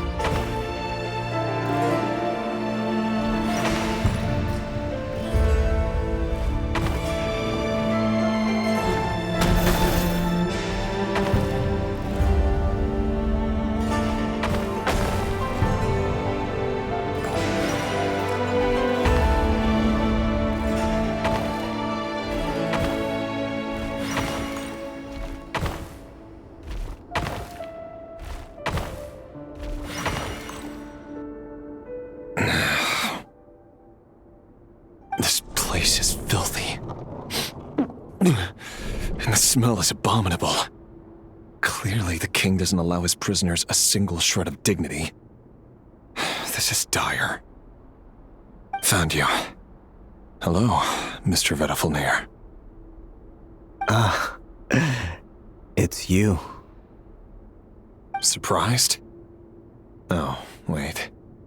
I guess surprise isn't an emotion that prophets feel very often. I certainly felt some surprise in the moment when I was blinded. Surprise at the king's sheer ignorance. Surprise at just how unfairly this world responds to words of earnest remonstration. I'm curious. What did you prophesize this time? It wasn't a prophecy. It was a word of warning. Someone had to say it. The king has forsaken all reason in pursuit of his obsessions. I simply told him that if he continues on this path, Conria will surely fall. But he didn't listen. Worse still, he stabbed you in both eyes and locked you away. Dane asked for my help. The court is in complete chaos now, but I'm sure you predicted that. Everything is transpiring as I foresaw, yet I am powerless to change it. Fate is an immutable force. I can but lament as the inevitable unfolds. I do wonder whether giving a man the power to see the future does nothing more for him than slowly crush his spirit. Forgive my curtness, Vedifalnir, but the king did not suddenly turn on you today. His suspicions have been brewing for a long time. You can't have wisdom beyond the reach of your fellow man without attracting his fear and suspicion. There are things the king does not want to see. So, he doesn't want you having visions of them either. He blinded you because he thought this would make the visions stop. He wasn't entirely wrong. I did indeed lose my power to see the future. Right up until...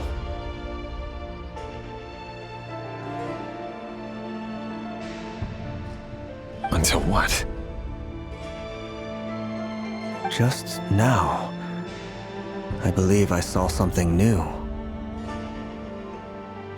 Well, tonight could go a lot of different ways. 5 of us banded together to storm the palace, also we could rescue you. This will go down as the most tumultuous day in Conrian history. I sense hatred in you, but also hope. A desperate hope that with the tyrant deposed, that will be the end of the story. But this is not the end. It is the beginning of a new chapter in a whole new story. There are many men of honor and courage in this world, Rerir. But you are not one of them. You're not here for justice, are you? You're here for yourself.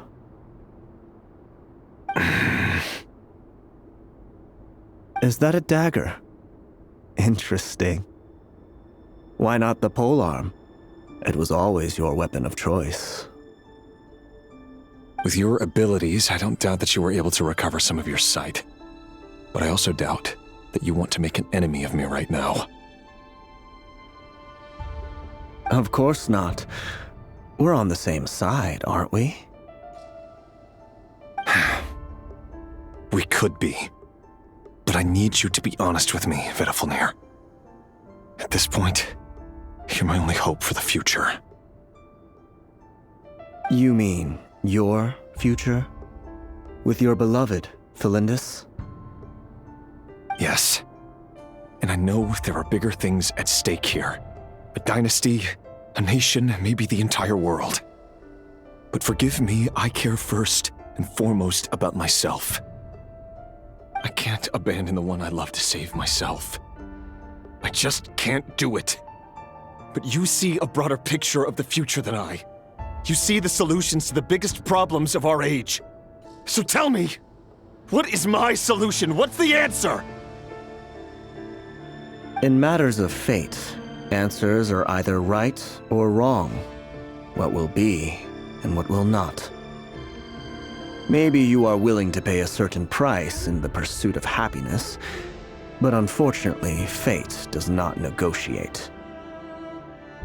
That is the cruelest thing about fate. It is unmoved by your sacrifices. That can't be true. I know it's your voice that I keep hearing in my head, urging me to see how the world is changing, to seek more power, so I can protect the things I love. You show me disaster, but you won't show me how to avoid it? Why? Why are you doing all this? My voice. In your head.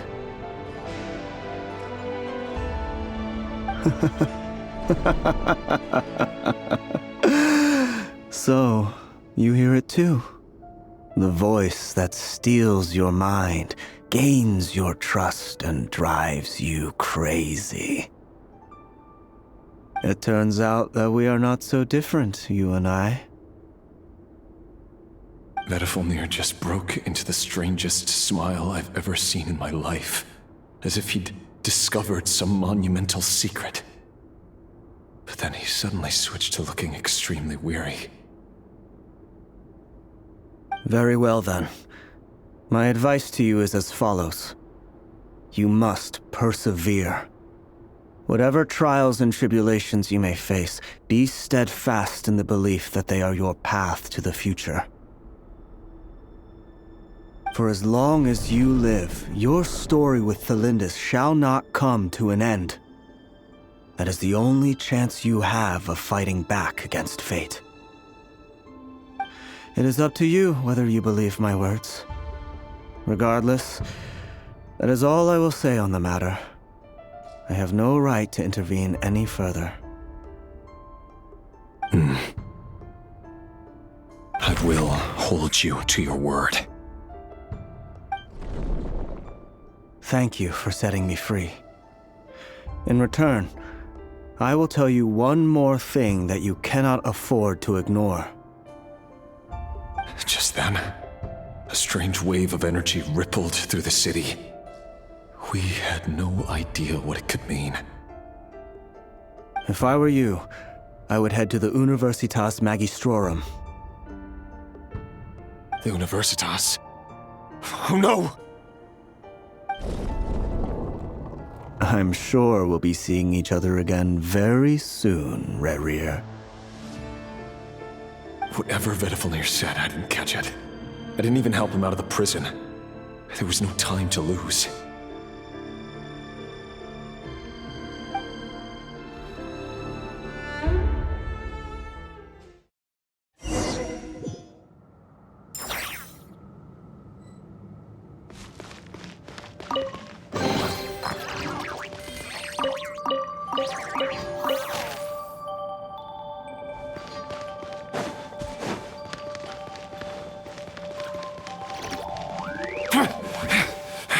Monsters?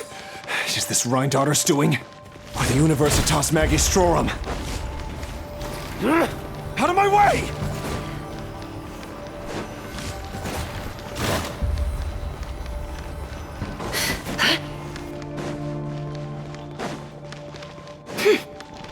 It all adds up.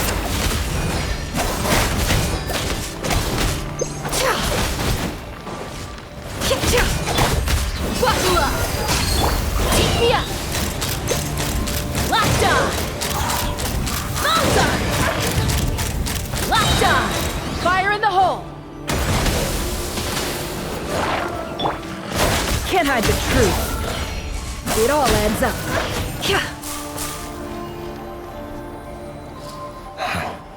The Universitas. That reminds me of a rumor I once heard. Allegedly, the king installed secret mechanisms in the palace and around the city. No one knows where they are or what kind of power they hold. But if they were ever gonna activate, it would probably be on a night like tonight. Help! Help! Hold on! Don't let them anywhere near you! Save me! I can't! Ah! That sounded like an explosion. So, the rumor is true? The king really went through with it? What other means does the king have at his disposal? They must run on power from the Abyss. And given it's a major center of Abyss research, anyone over at the Universitas will be in grave danger. I have to hurry!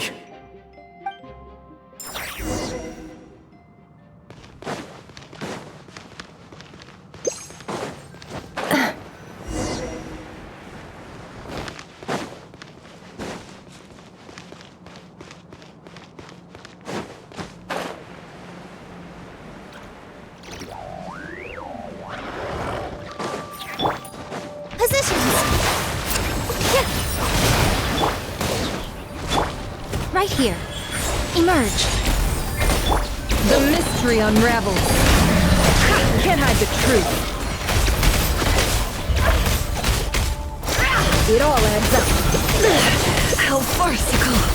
Time to come clean. No more lies. Let's fly.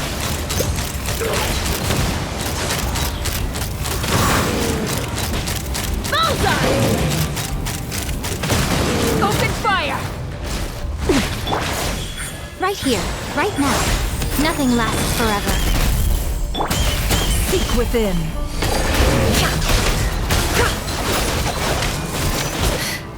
All eyes on me! Gloves off! Take me out! Bullseye! Hold on to your hats.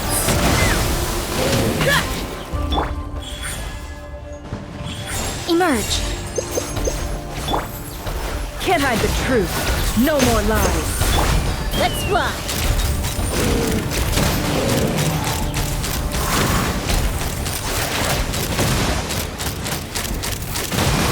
Locked on!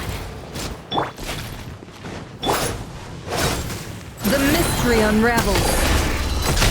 Yeah. Take me up! Open fire! Bullseye!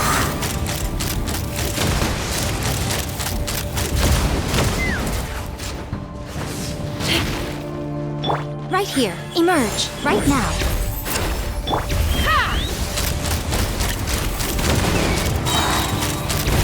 Knock him down. Locked on!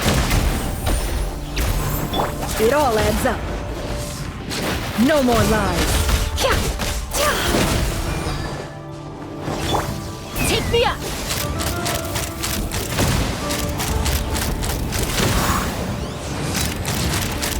Locked on! Bullseye! Can't hide the truth. No more lies.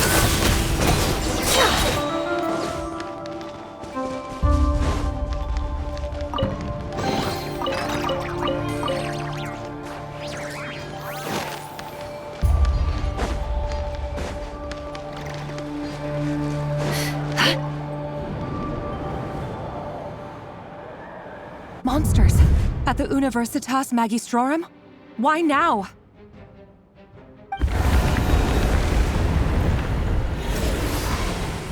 Oh no!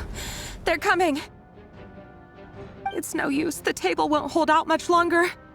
The weapons. Where are the weapons? Of course.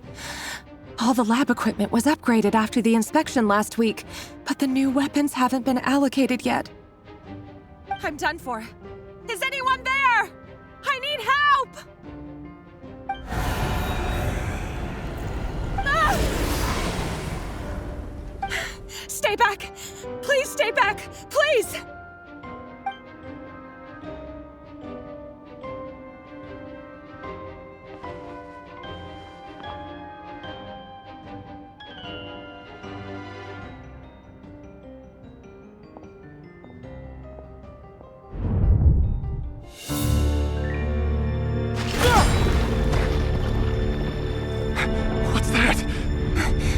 Rerir! So the rumors about your work are true. What? No! Listen, something happened at the palace tonight. We have to leave! You don't need to lie to me anymore. What do you mean?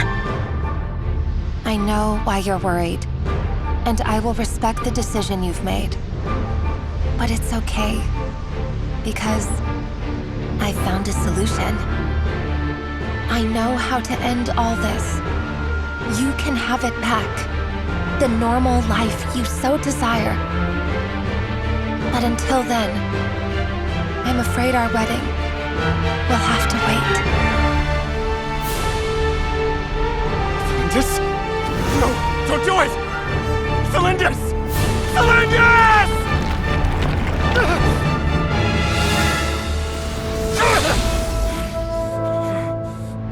I told you, Rerir. Let her go. You will find someone better. No! No, I won't do it! I have to save her! By what means exactly? A lowly pawn. You lack the power and the strength of will. Do you know a way? Tell me! Come to the palace. Join us.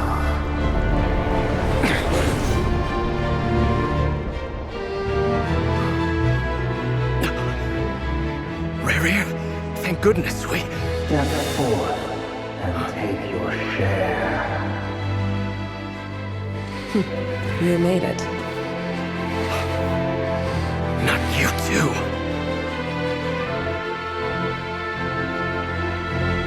Hatred or grief, despair, desire. We all have our own.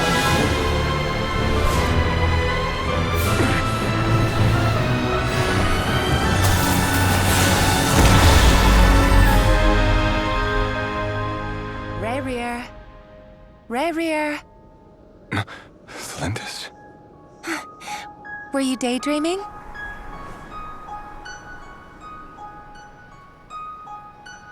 You still remember, Rerir? That question you asked me a couple of weeks ago?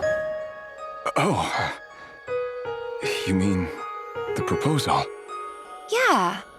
I'm wondering, where do you think would be a good place to discuss it? Maybe in the garden? Or were you thinking a fancy restaurant? It's your choice.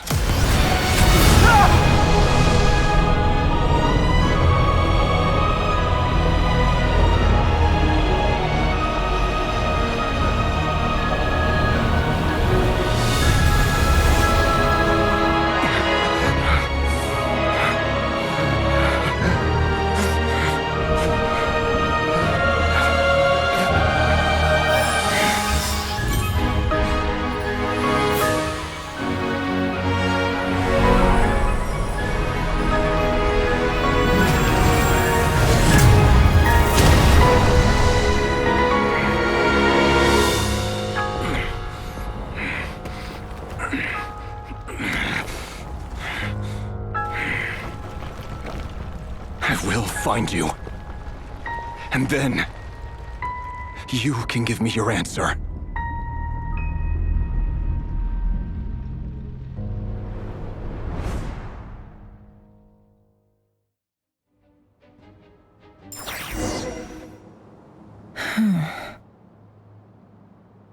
So that's how the Rerir of Solnari was born.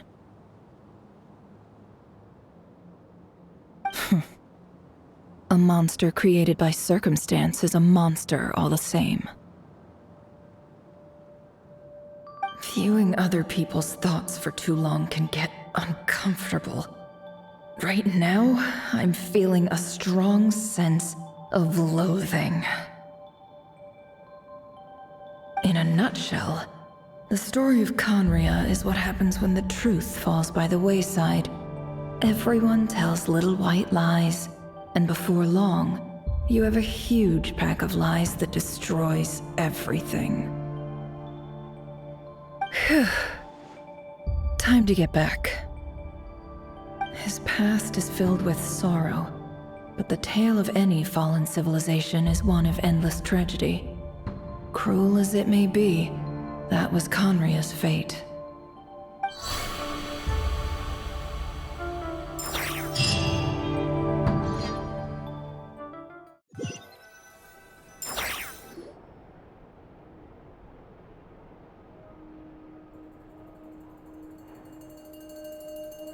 Everyone, I'm back. Can I get a standing ovation? Never! How are you holding up? Feeling okay? She's fine. Boss is a pro. Yes, I'm fine. You will have seen the events of Rerir's life through my thoughts. It's now clear that he is just a regular nobody, driven by personal tragedy, as he said himself. I mostly agree. There's only so much we can know about him from his memories alone, but they did give us a clear glimpse into his life in Conria. However, I would not consider Rerir to be a nobody. He was deeply involved in the events of that era. Yet, when the catastrophe of a generation strikes, nobody is safe. Sounds to me like you're speaking in riddles again. Is this you urging me not to abandon the people of Nodcry in their hour of need? That's not what I meant. Although I do hope you choose to remain a part of the plan. Without you, the mission ahead will be all but impossible. Then try to remember that I respond better to the carrot than the stick, and I don't appreciate being bossed around. Now, as for you, Missy, you were excellent. You stuck to the rules of the ceremony and kept your mouth shut the entire time. Bravo. Cool. So, can you fill me in on the deets now? Most of what I saw went right over my head. Patience. You'll hear the whole story, don't you worry. But let's meet up with the others first. It will save me narrating it twice. Yehoda? Yes, boss! Let me get that door for ya. That's more like it. For a moment there, I was worried you'd forgotten about the first clause of your employment contract. Forgive my curiosity, but what does the first clause say? It says I gotta do the annoying stuff that boss is too lazy to do for herself. Like opening the door, pouring the tea, yada yada. Is that right? If something is in the contract, it's because she willingly agreed to it. Rest assured that the curatorium abides by the very strictest of labor policies. You don't seriously think I'm cruel enough to treat her like my slave? In any case, I've hardly shied away from my share of the work today. Hope I don't catch Flintz and Varka lounging about in their chairs, enjoying a leisurely cup of tea. There's nothing I dislike more than other people enjoying themselves while I'm hard at work.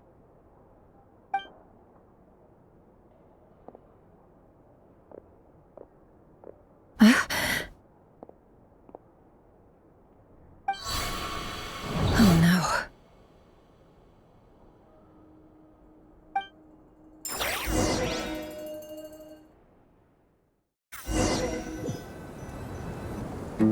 Sorry to disturb you, but we seem to have run into some trouble. Evidently so. Don't worry, I'm not about to leave you to fend for yourselves. I'm not that kind of boss. And it would go against the curatorium's labor policy.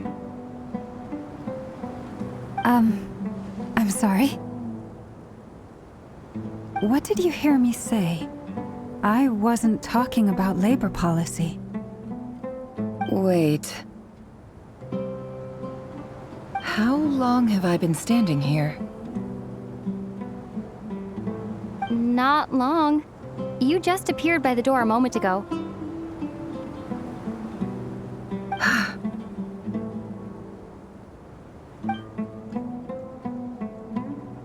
Boss, what's wrong? You look like you've seen a ghost. We've been tricked. We never left at all. Somehow I hallucinated that whole scene back inside the office. Hallucinated? But how? How indeed. This place should heed my will alone. All thoughts and actions that occur in here are just a result of pawns moving across the chessboard in a carefully calculated manner. And nobody has access to this chess set but me. So you control everything in here? More or less. But yes, it's a special technique of mine. Has anything like this ever happened before? Only once.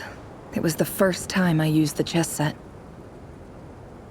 Is there any similarity between what happened then and what's happening now? I suppose my thoughts are a little turbulent, which was also the case my first time. Is there anything I can do to help? The first clause of your contract clearly states that I only need your help with things that I'm too lazy to do myself. Meaning, you're not feeling lazy right now? Meaning, this is not something Yehoda can help with. The chess set is a personal treasure that I alone understand. I must be the one to find our way out of here. Boss, it's fine. Really. Let me do something useful. Oh, listen to you. Whatever would I do without you, Yehoda? What? Really? Yes, really. Where would I ever find another employee as obedient and servile as you? God forbid anything ever happens to you. Oh, okay. Well, anyway, I was thinking of fetching some water. There's gotta be a source around here somewhere. I suggest everyone finds someplace comfortable to take a rest. We gotta conserve our energy. Even though all this chess malarkey doesn't exist in a physical sense, mentally speaking, it's all real. And so is our tiredness and fatigue. You don't want to dismiss mental fatigue. Just because it isn't physical doesn't mean it's any less serious. But anyway, I got your backs, so don't worry about a thing. Don't I have the best employees? Jealous much? If we can find a suitable time, I'd love to borrow Yehoda for a day to help out at the Frost Moon Scions. Would you be amenable to that, Boss Nefer?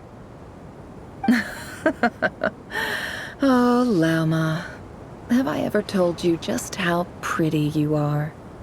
Beauty runs from the tips of your antlers to the depths of your imagination. Time to rally, everyone. Follow me. As we continue our journey, the same rules will apply. That means stay focused and no talking no matter what we encounter. And don't disturb the chess pieces. You have my word that I will get us all out of here.